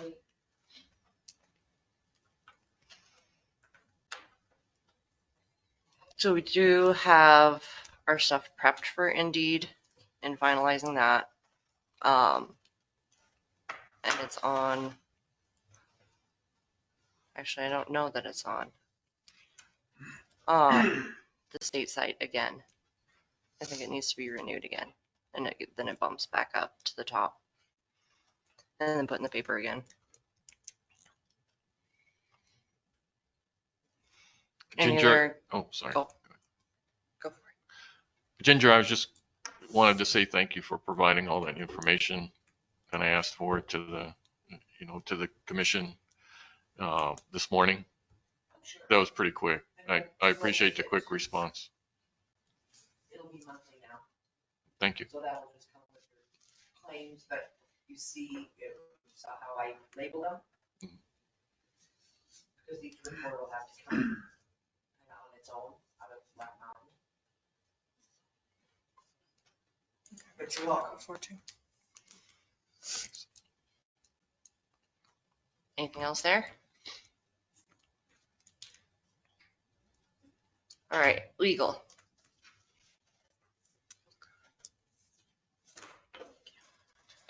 Just, okay, hello again. So, number one, I'd just like to thank the commission for passing the budget. I know it was a struggle. I know there were a lot of issues and been a lot of discussions and hearings and all that, but I think you did the right thing. You adopted a budget. You can come back, you can amend it. I want to thank Ginger, for being there, and what Ginger provided you, I think, might have been like the thing that pushed you guys over the hurdle there. I mean, just Ginger's been with the town. I don't know how, a long time, 30 years. I don't know. But I mean, Ginger is, one of those types of dedicated public servants like Susie is as well. That you guys can't function as a town without Ginger and Susie. And, Ginger, I really appreciate the fact that you looked into those issues about, the repercussions, what happens if you don't pass a budget. But we don't have to go there anymore because you passed the budget. So congratulations. I agree with Susie, and I appreciate Susie's comments. We do have a new judge, Judge Jordan Allhands. Very, very astute, very focused.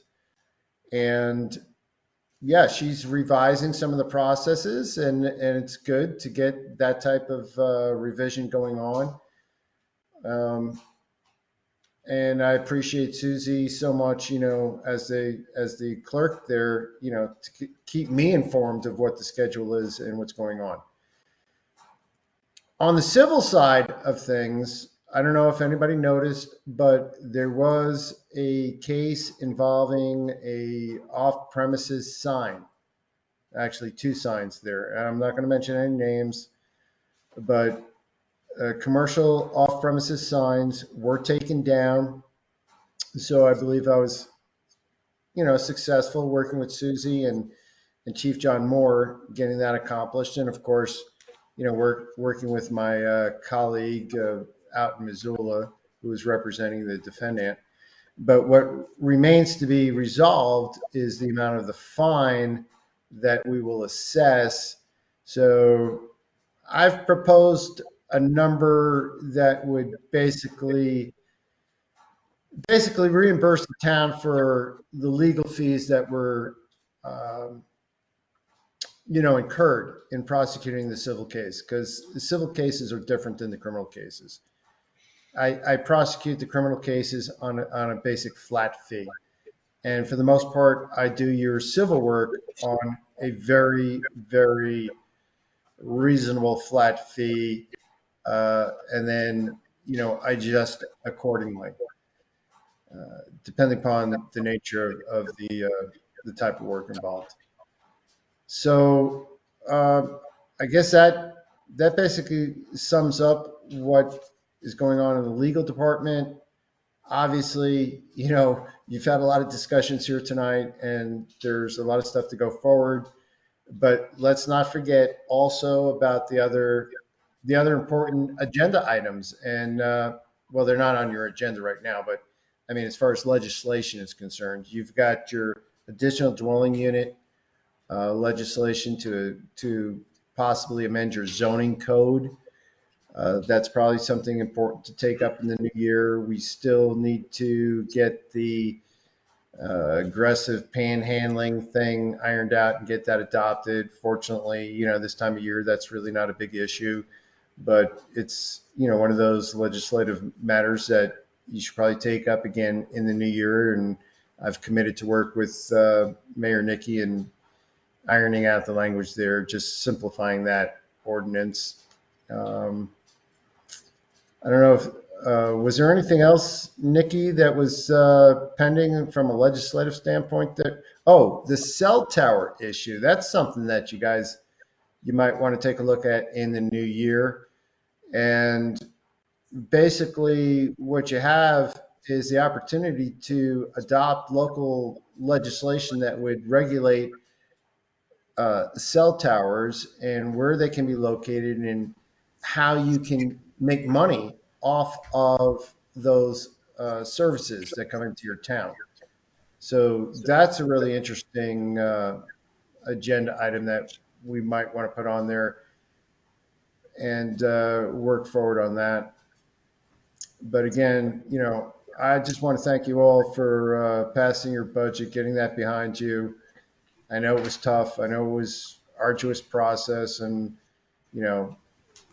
on behalf of myself as your town attorney, I seriously, respectfully, if anyone's offended or insulted or taken aback by my comments or my opinion, yes, it's opinion. It's opinionated. I mean, that's what I do. And I know somebody out there in the public tonight said something that, Mr. Greenbaum seems like an advocate. Well, that's exactly what I am. That's my job description. I am an advocate.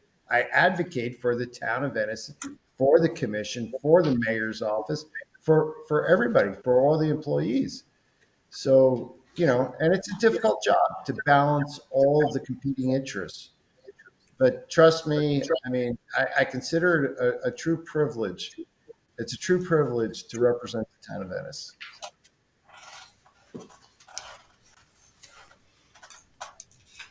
Thank you, James. On to commission reports. Who wants to start? We'll go with Corey tonight. He usually gets to end. So I attended a 3-day training up in Helena, the League of Cities and Towns, which was a breath of fresh air, to say the least.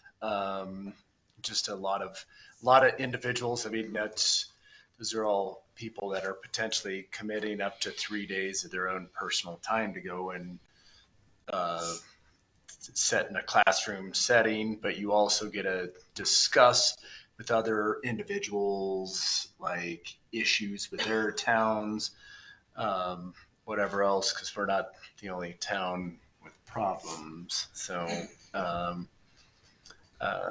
think that was one of my, I've spoken to a lot of the different things, like MDT was kind of doing a post-COVID yes campaign. You know, it's like, come back and talk to us. We're gonna tell you yes for anything that you want to do, and we're going to allow you to have more input. Versus, I mean, I wanted to bring up that I asked to put 3 trees down in the triangle below town pump, and it took 6 months to get a yes answer out of that, you know. So it's just a lot of post-COVID kind of, I don't know, type discussions, like the keynote speaker, his 3-hour speech was titled "From Conflict to Conversation." So it was like, you know, kind of, huh? I have that. Nice, yeah. Yeah, if anybody wants to see that, the guy was a slideshow, yeah. A really good speaker, and yeah, it was kind of just like I said, a lot of this stuff was kind of a breath of fresh air. It was just like everybody getting along and getting we're all here for the best interest of the town, and we're all looking to you know, do what's right for the people. One of the I guess one of my major takeaways from it was visibility of local government. So it's I would say we're all highly visible at this point, you know, and hopefully we become invisible again here shortly, and an efficient government is visible. You know, we're just, things are running super smoothly. We're all getting along here, and you know, and we're all work in progress. You know, I'm on year number 5.5, and I've definitely, like, some of our newer members, I'm super proud of you guys for you're making you've made some pretty huge leaps, in my opinion, just from when you first started. And I would say I was not at your level until I was probably on year 3, maybe 4, as far as me trying to be more proactive and do my research. Yeah, so that, what else?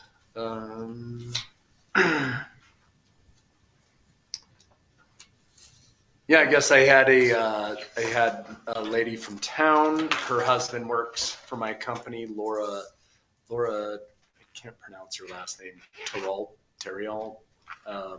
She shadowed me the other day. She was like, "Corey, you're a planner. Can I come into town and to town hall and talk and just see what you do?" So I made an appointment with Susie, and then got John Moore, pulled him out of the office and chatted with him and asked him some questions for a minute. So that was kind of fun. But yeah, that's pretty much all I got, I guess.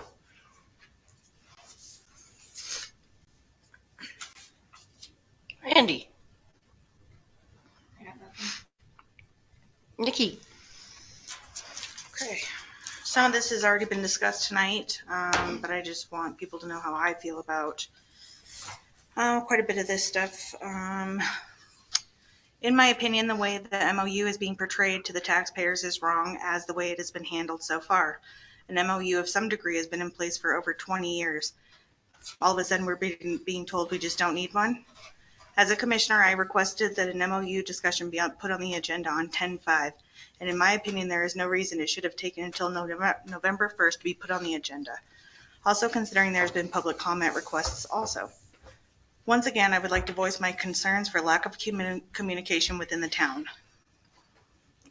There could be savings for taxpayers, and in my opinion, they should be aware that there are options regarding law enforcement. We need to be planning for the future, and no plan from the chief of police has been presented to the commission. We were not even notified that the COPS grant had been applied for. Shouldn't there be transparency when it comes to future planning? Perhaps he just had a discussion with the mayor, but that was never mentioned to the commission. In my opinion, the chief of police and the town attorney and the mayor are acting as sole executives of the town and not getting council approval on subjects, as well as the application for the grants. Look back at the YouTube videos and you can see them all filing right back to the chief of police's office, having a meeting and then coming out of the ambulance bay. If the town wishes to keep building the police force, what will it look like in 5 years? How many officers? Can and should the city residents there was 900 town residents as of 2020. Should they all be asked to pay for a police force of at least 5 officers? Contracting with the county could save the taxpayers the mills that are being used to cover the additional officer. The police budget proposed has increased 15% this year. How about next year? I can't speak for the county proposal, but it didn't look like it was supposed to increase that much annually. I just think this proposal deserves to be considered without discrimination from the town's legal representative, who, in my opinion, has the town administration's best interest rather than the town as a whole entity. We need unbiased representatives to give us legal counsel regarding what is best for the town and taxpayers. The way that Attorney Greenbaum has communicated with the council has been aggressive and intimidating. In the meeting on 9/28, where he says you are going to do the right thing tonight, you are going to pass the budget. Why? Because you're compliant and you're leading by example. Then goes on to say that follow the leadership of your mayor and you are going to pass the budget tonight. It's intimidation. Also, his emails regarding the MOU and the way he aggressively gave his opinion, which I believe the town has been billed about $450 for, even though there was no legal counsel or recommendations in the entire email that I saw, except to place blame on the commissioners for not passing the budget and for not being available to attend the meeting on the 26th. The town needs to implement a policy of use it or lose it when it comes to the vacation and compensated absence to avoid huge payouts. The insurance needs to be addressed by the next budget. The cost of the town is astronomical and directly affecting the budget. I would like to see all previous applications for the deputy clerk position reread, make some calls, see if anybody's interested in the position. We're going on 1 year to trying to hire. Let's post elsewhere if there's still no interest and get the position filled. We have a trend for working on expired MOUs and we need to change that. There's 2, to my knowledge, that we're not working on, but are being worked on. It's ridiculous that you wait until they're expired to start working on them. And I would also like to know where would one find the updated resolution on the wages from the last meeting? I can print it. Do you want all of that to become part of the minutes, made a copy? Sure. Okay. Pass it down. And also, before the meeting's over, I'm hoping that James Greenbaum can get back to me on that email that I had mentioned earlier, because there were 2 separate emails. And I think that's all I have. I actually just have a few questions, and the one was the clerk position, but obviously we're going to get something out on Indeed, but that's actually a great suggestion to look back at maybe the resumes. Maybe we've missed something. Okay.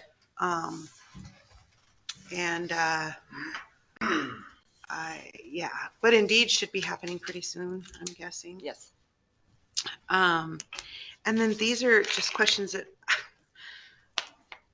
I'm in a new position for my full-time job. Well, my other job, I should say. And I sit by the crosswalk in front of the chamber office. And I'm just curious, one, who contacts DOT to get the street, the highway painted?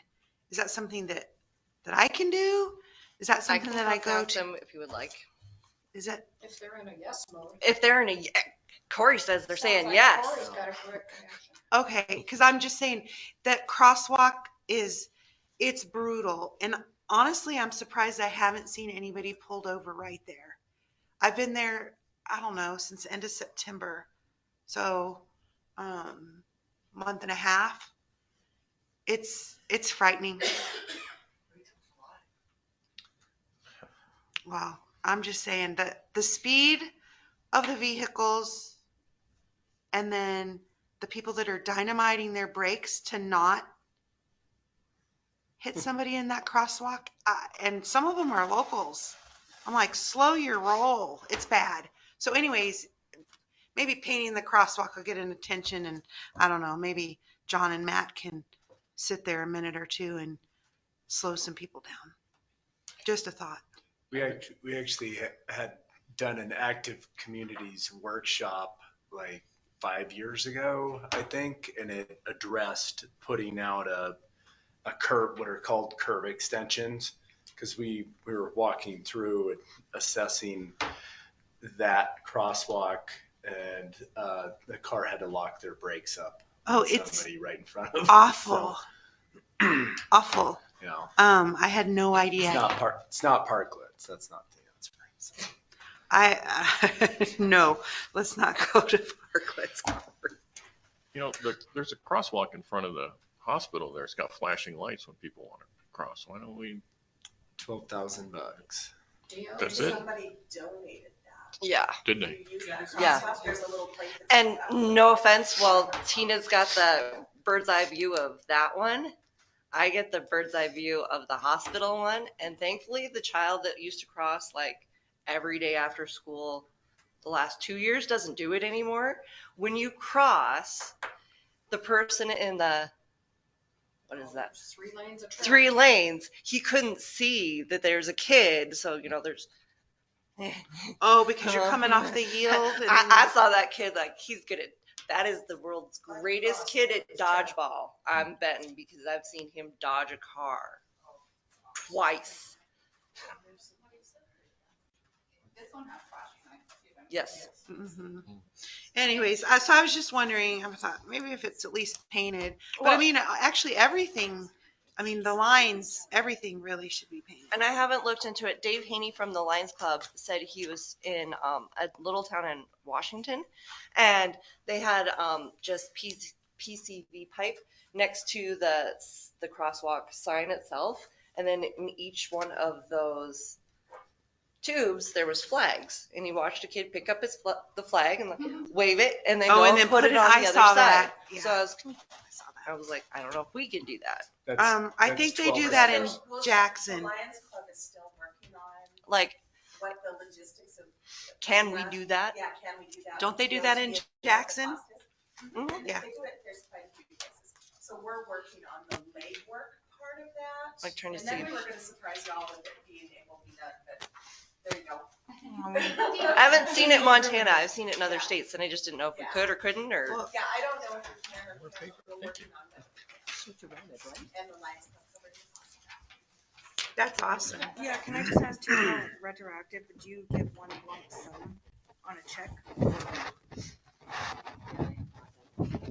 Anything else, Tina? Sorry. Your So, crosswalk. Okay. The clerk position, crosswalk, painting. No, that's, well, I have, claims, that'll come later. Okay. Never mind, that was just, there's my report. You're up. Okay. The only thing I have really to add or to report is that we had the planning board met for the 3rd time this past Tuesday.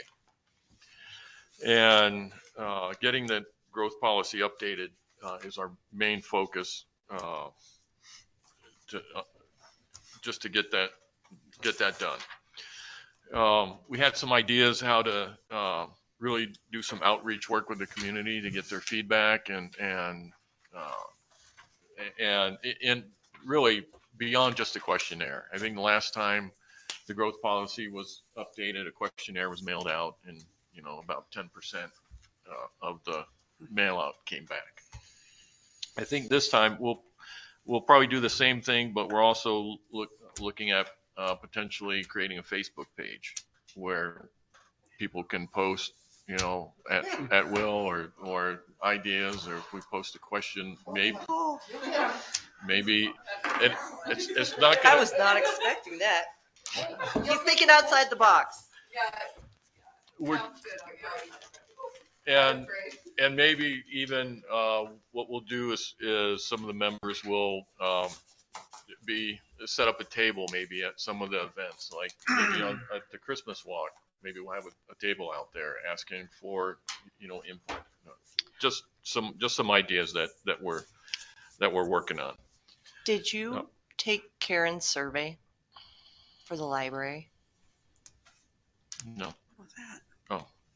You mean tonight? No, she's sent it Earlier this summer. Yeah, earlier this summer. Mm-hmm. Oh. So maybe contact Karen, or because it was really cool how she did it.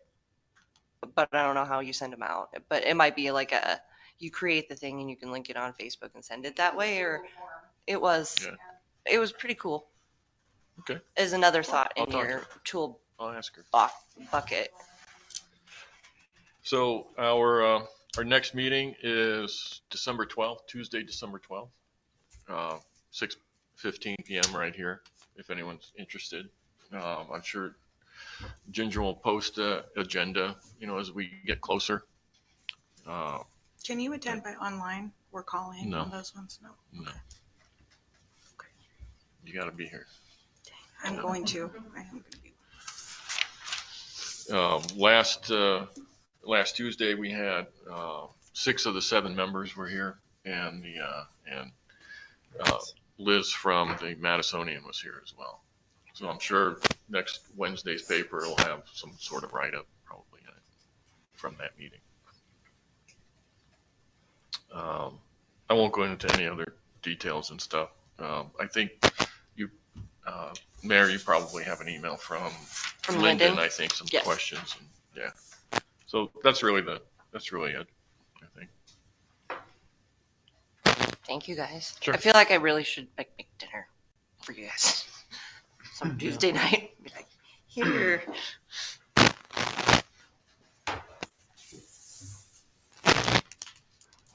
All right. Yeah, the floor thing really has messed with my whole warp of time. I'm pretty sure I went on that trip and it was actually a month, even though the calendar said 8 days. It felt like a month. So, met Sheriff Hedges. I had 2 meetings prior to that. And we already kind of went over those. I'm trying to remember, I got back. And then I took all my stuff with me to Florida for an agenda for the 26th, and then we figured out that there was not going to be a quorum. So readjusted into our work session. Did miss the Monday right after getting back, thanks to some Florida plague. I'll blame it on the kids, but I actually think I took it to Florida and gave it to everybody there, and then it just got worse and brought it back. And so I wasn't back in town hall until this Monday, and the majority of that was spent on agenda and re-going through 589, the resolution. That's one that I prepared for you guys.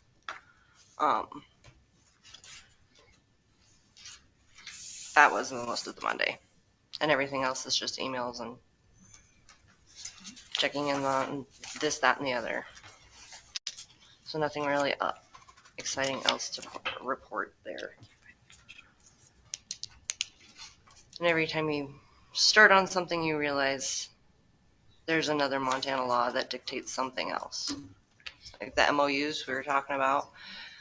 We talked about a longer term plan with the Lions Club, and they were proposing that, and I have to call Dave because Yeah, I kind of suspected that 75-year agreements are not legal. Montana code says they're not. Can't have an agreement that's more than 10 years, so that it gives the future generations a chance to have a say in their world, basically.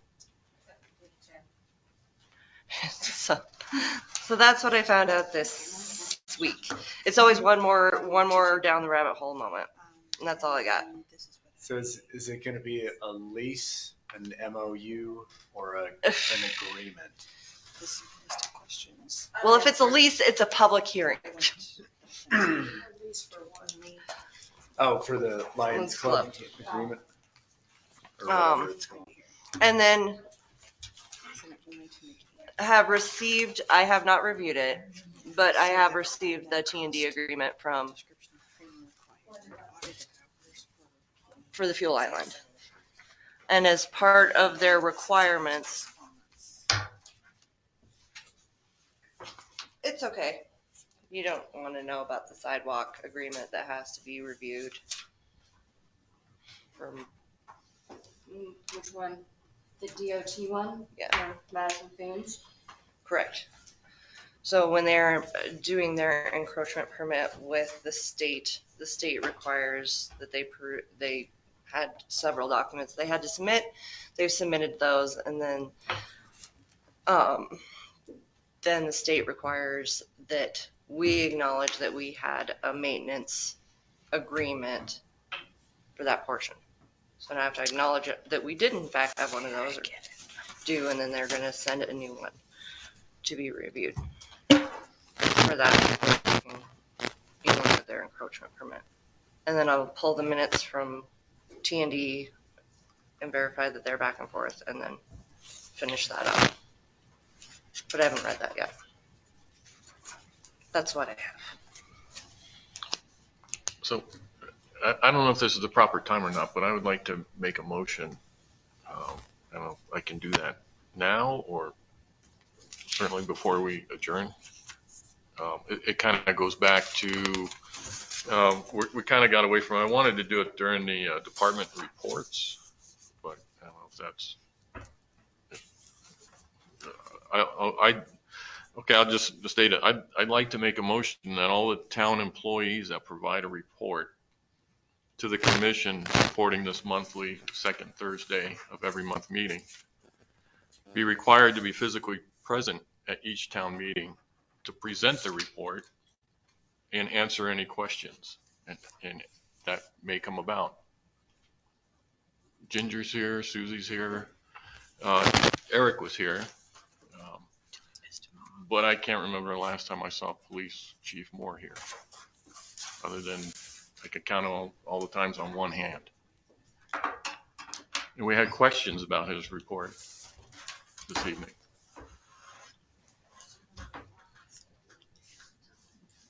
I'll second that. Motion, right, in a second. Okay, now we can talk about it. Why? You're not to. So you're making a motion and doing a thing on a non-agenda item, which, to act on something. You see what I'm saying? Oh. So can we talk about it?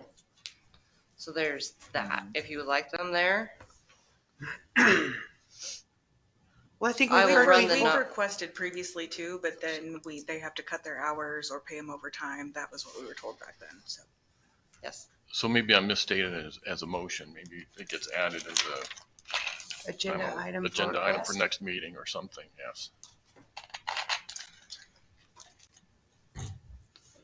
So why are they not required to be here? That exactly. So if you actually calculate overtime, and we authorized all of it and didn't change it and still kept the patrolling hours the same, and same with Eric's, like I authorized him, like once the items that are done that like he's desperately needed for, ditch, so that he's not into the overtime. Because if you actually calculated like a 3-hour meeting, which is about where we're at, and everybody's overtime, if they were all in overtime, you would run close to $400 in 300, 400 unless you changed it somewhere else. But it's pretty frequent for the PD to have overtime. On my report that I received. just adding to it is what she's Question saying. number 5, Razor, why he doesn't show up. So Eric, he would get overtime to be here. Susie gets overtime. Everybody. She changes her schedule. Sometimes Right. Ginger does that. Theirs isn't. Eric's almost always makes his go into overtime. If that's Overtime on there. And then come back. Yeah. But that's what it would be, I guess, is my, if you had to work all the way through every day and then be here, that would be overtime. Like, that would-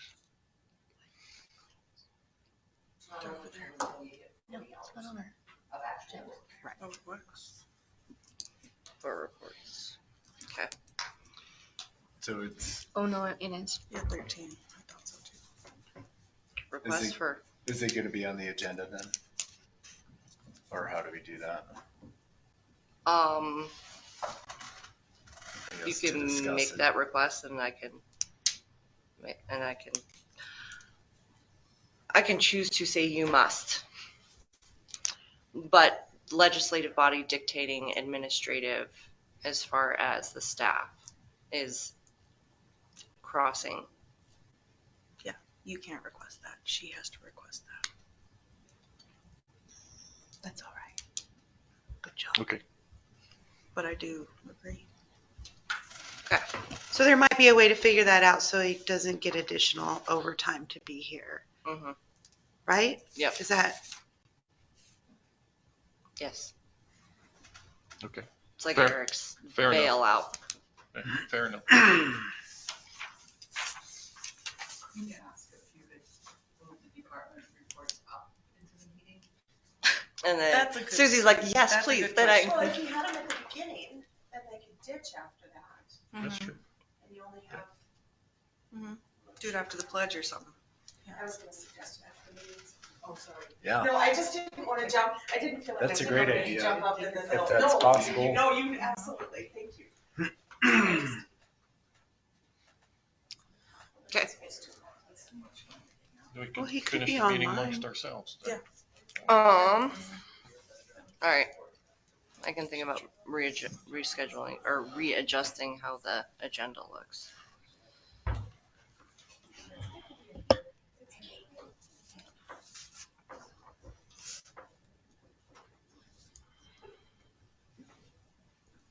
Is it John Bancroft's turn? No. Oh. Oh, yeah. I'm good. I got that figured out. Readjust agenda. Yeah. Claims.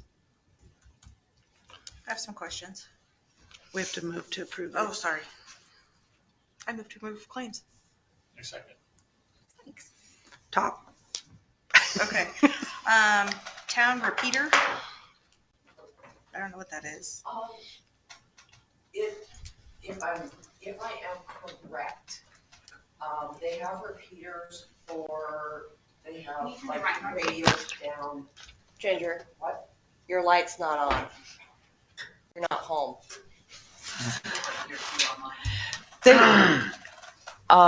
They have like radios or antennas and stuff down at the lagoon. Okay. And it's set up for like alarms. So, but they had to, because of the distance, they had to set up new repeaters. There's a new tower, and I think I'm right on this, Nikki. I will It is. double check. If I'm wrong, I'll let you know. Okay. And as part of it is like a height issue. We have part of that alarm system is in the lift station out in the North 40. And with the new buildings, we were getting interference, so we had to. We didn't have this. Yeah, we had to increase the height so that we could actually reach the lift pump. Does that have to do with the riser? Yeah. Okay. How often are water tests done? Monthly, I believe. Oh, they are? And then there's certain ones that are done well, no, that's Lagoon, at specific times of the year. Minimum monthly, but if there's a breach, then they have to. Yeah, water tests are monthly. I feel like I would have noticed that amount of money before. Going out These every were month. big tests that had to go in this time, Nikki. They're like it was an annual test. Okay, so they're not necessarily monthly. Not these big ones, no. I meant you might see like the $66 Okay. test, and I think that's like on coliform and bacterial, that type of test. But the tests that went up this month, I think, were some annual tests. Okay. Maybe we could move claims up too, because it would be nice to ask the department heads what this is for. Sorry, just another question. No, I'll answer the best I can, but Yeah. some of them I'll. Yeah. I have a question regarding the Mad Town's annual dues. I thought we canceled that, or Eric was going to cancel it so he could buy his own equipment. You did not cancel it. There was the conversation about possibly not being part of Mad Towns. But then there's the benefit. We're still working together would be good. And we didn't budget for all of our equipment.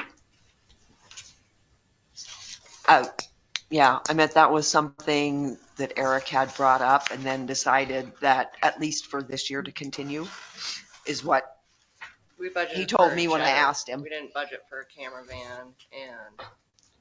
Okay, I mean, it just would have been nice to maybe been updated. That was just during budget discussion, so, and I thought that's what I heard, so I could be wrong. Okay. The first secure warrant, is that an annual charge? I think I've asked this before, but I can't remember. That one I can't answer for sure. I am not sure on that. Okay.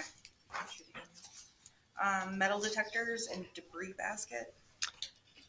Water and wastewater, they have to oftentimes do locates like curb stops. They can use a metal detector, or they often help people out in the field find their property pins. Okay. As a public service thing.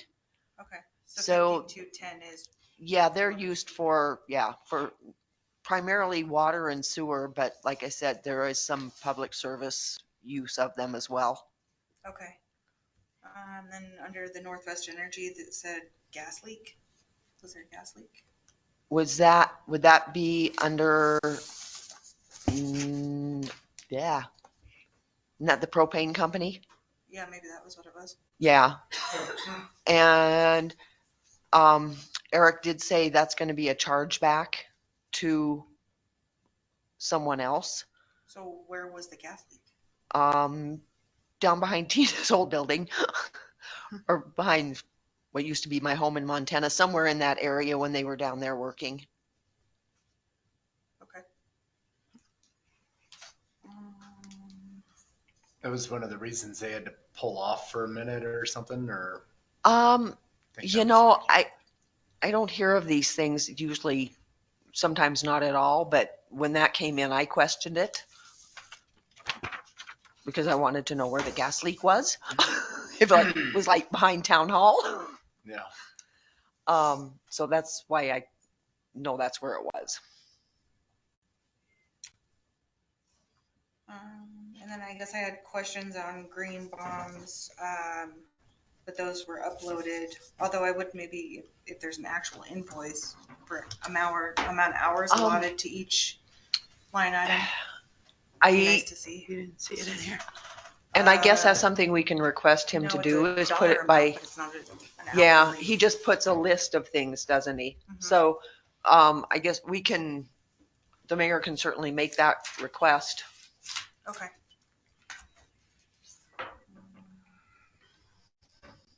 I think that's all my questions done for claims. Excuse me.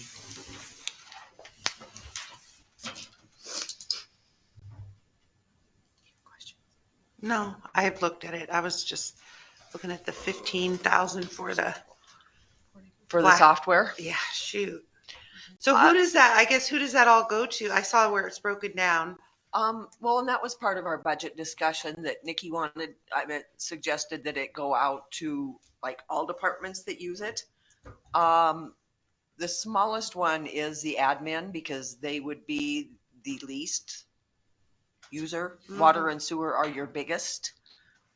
But then, yeah, I mean, it's payroll, it's utility bills, it's budget prep. At year end, I have a human resources that I run. Any report. So when the accounts, so is that broken down to payroll? Is that the account? It's not by a department or a. Yeah, it's broken down by account into the different accounts. Payroll. What you use the software for. Yeah, okay. Payroll, finances. Yeah, yes, okay. Budget. That's what I thought. Yeah. Sorry. Can we do these meetings in the morning about 9 o'clock after coffee? Oh, no. Mayor, James? yes, I have a request. I have a request. Um, I've spent over 8 years representing the town of Ennis. I have over 37 years experience being licensed as an attorney. I'm licensed in the state of New York and I'm licensed in the state of Montana. And when people want to address me, I would respectfully request that they either call me Mr. Greenbaum or town attorney and not just refer to me as Greenbaum.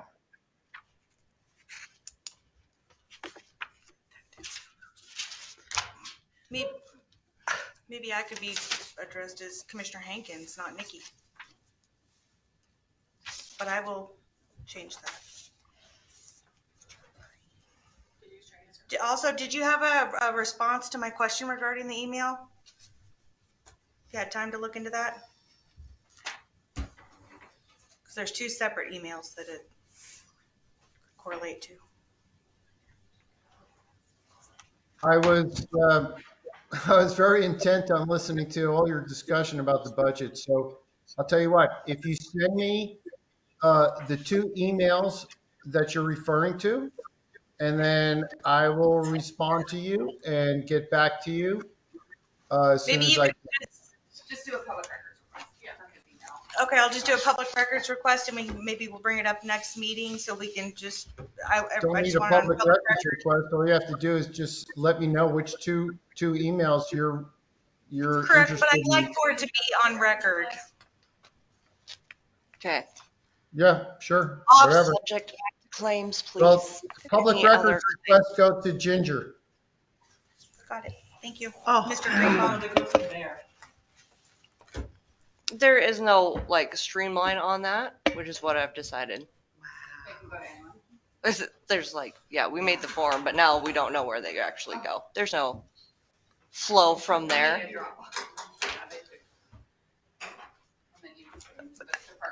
We'll discuss that later because that doesn't make sense either. Because if you've got a new mayor that's in 2 days and they get a public records request for something that happened 10 years ago, they're never going to find it. Yeah. Yeah. Right. All right. Claims. Any other questions that you had? I will clarify. I have it here. First warrant. First secure warrant if it's annual. Is that it? Okay, I'll assume that was the one that we were talking about that needed clarified still. I think Ginger wrote it down. I have it down. I thought, oh, maybe you didn't. Maybe that was something else. Okay. But all the other ones got answered, correct? Nikki. Yeah. Okay. Commissioner Hankins. Thank you. Any I think other? so. Maybe if we could just get a better breakdown of the water test, water monthly, and see, well, I mean, it really doesn't matter. He's got his budget. It's ridiculously high, so that's fine. Yes, everything has been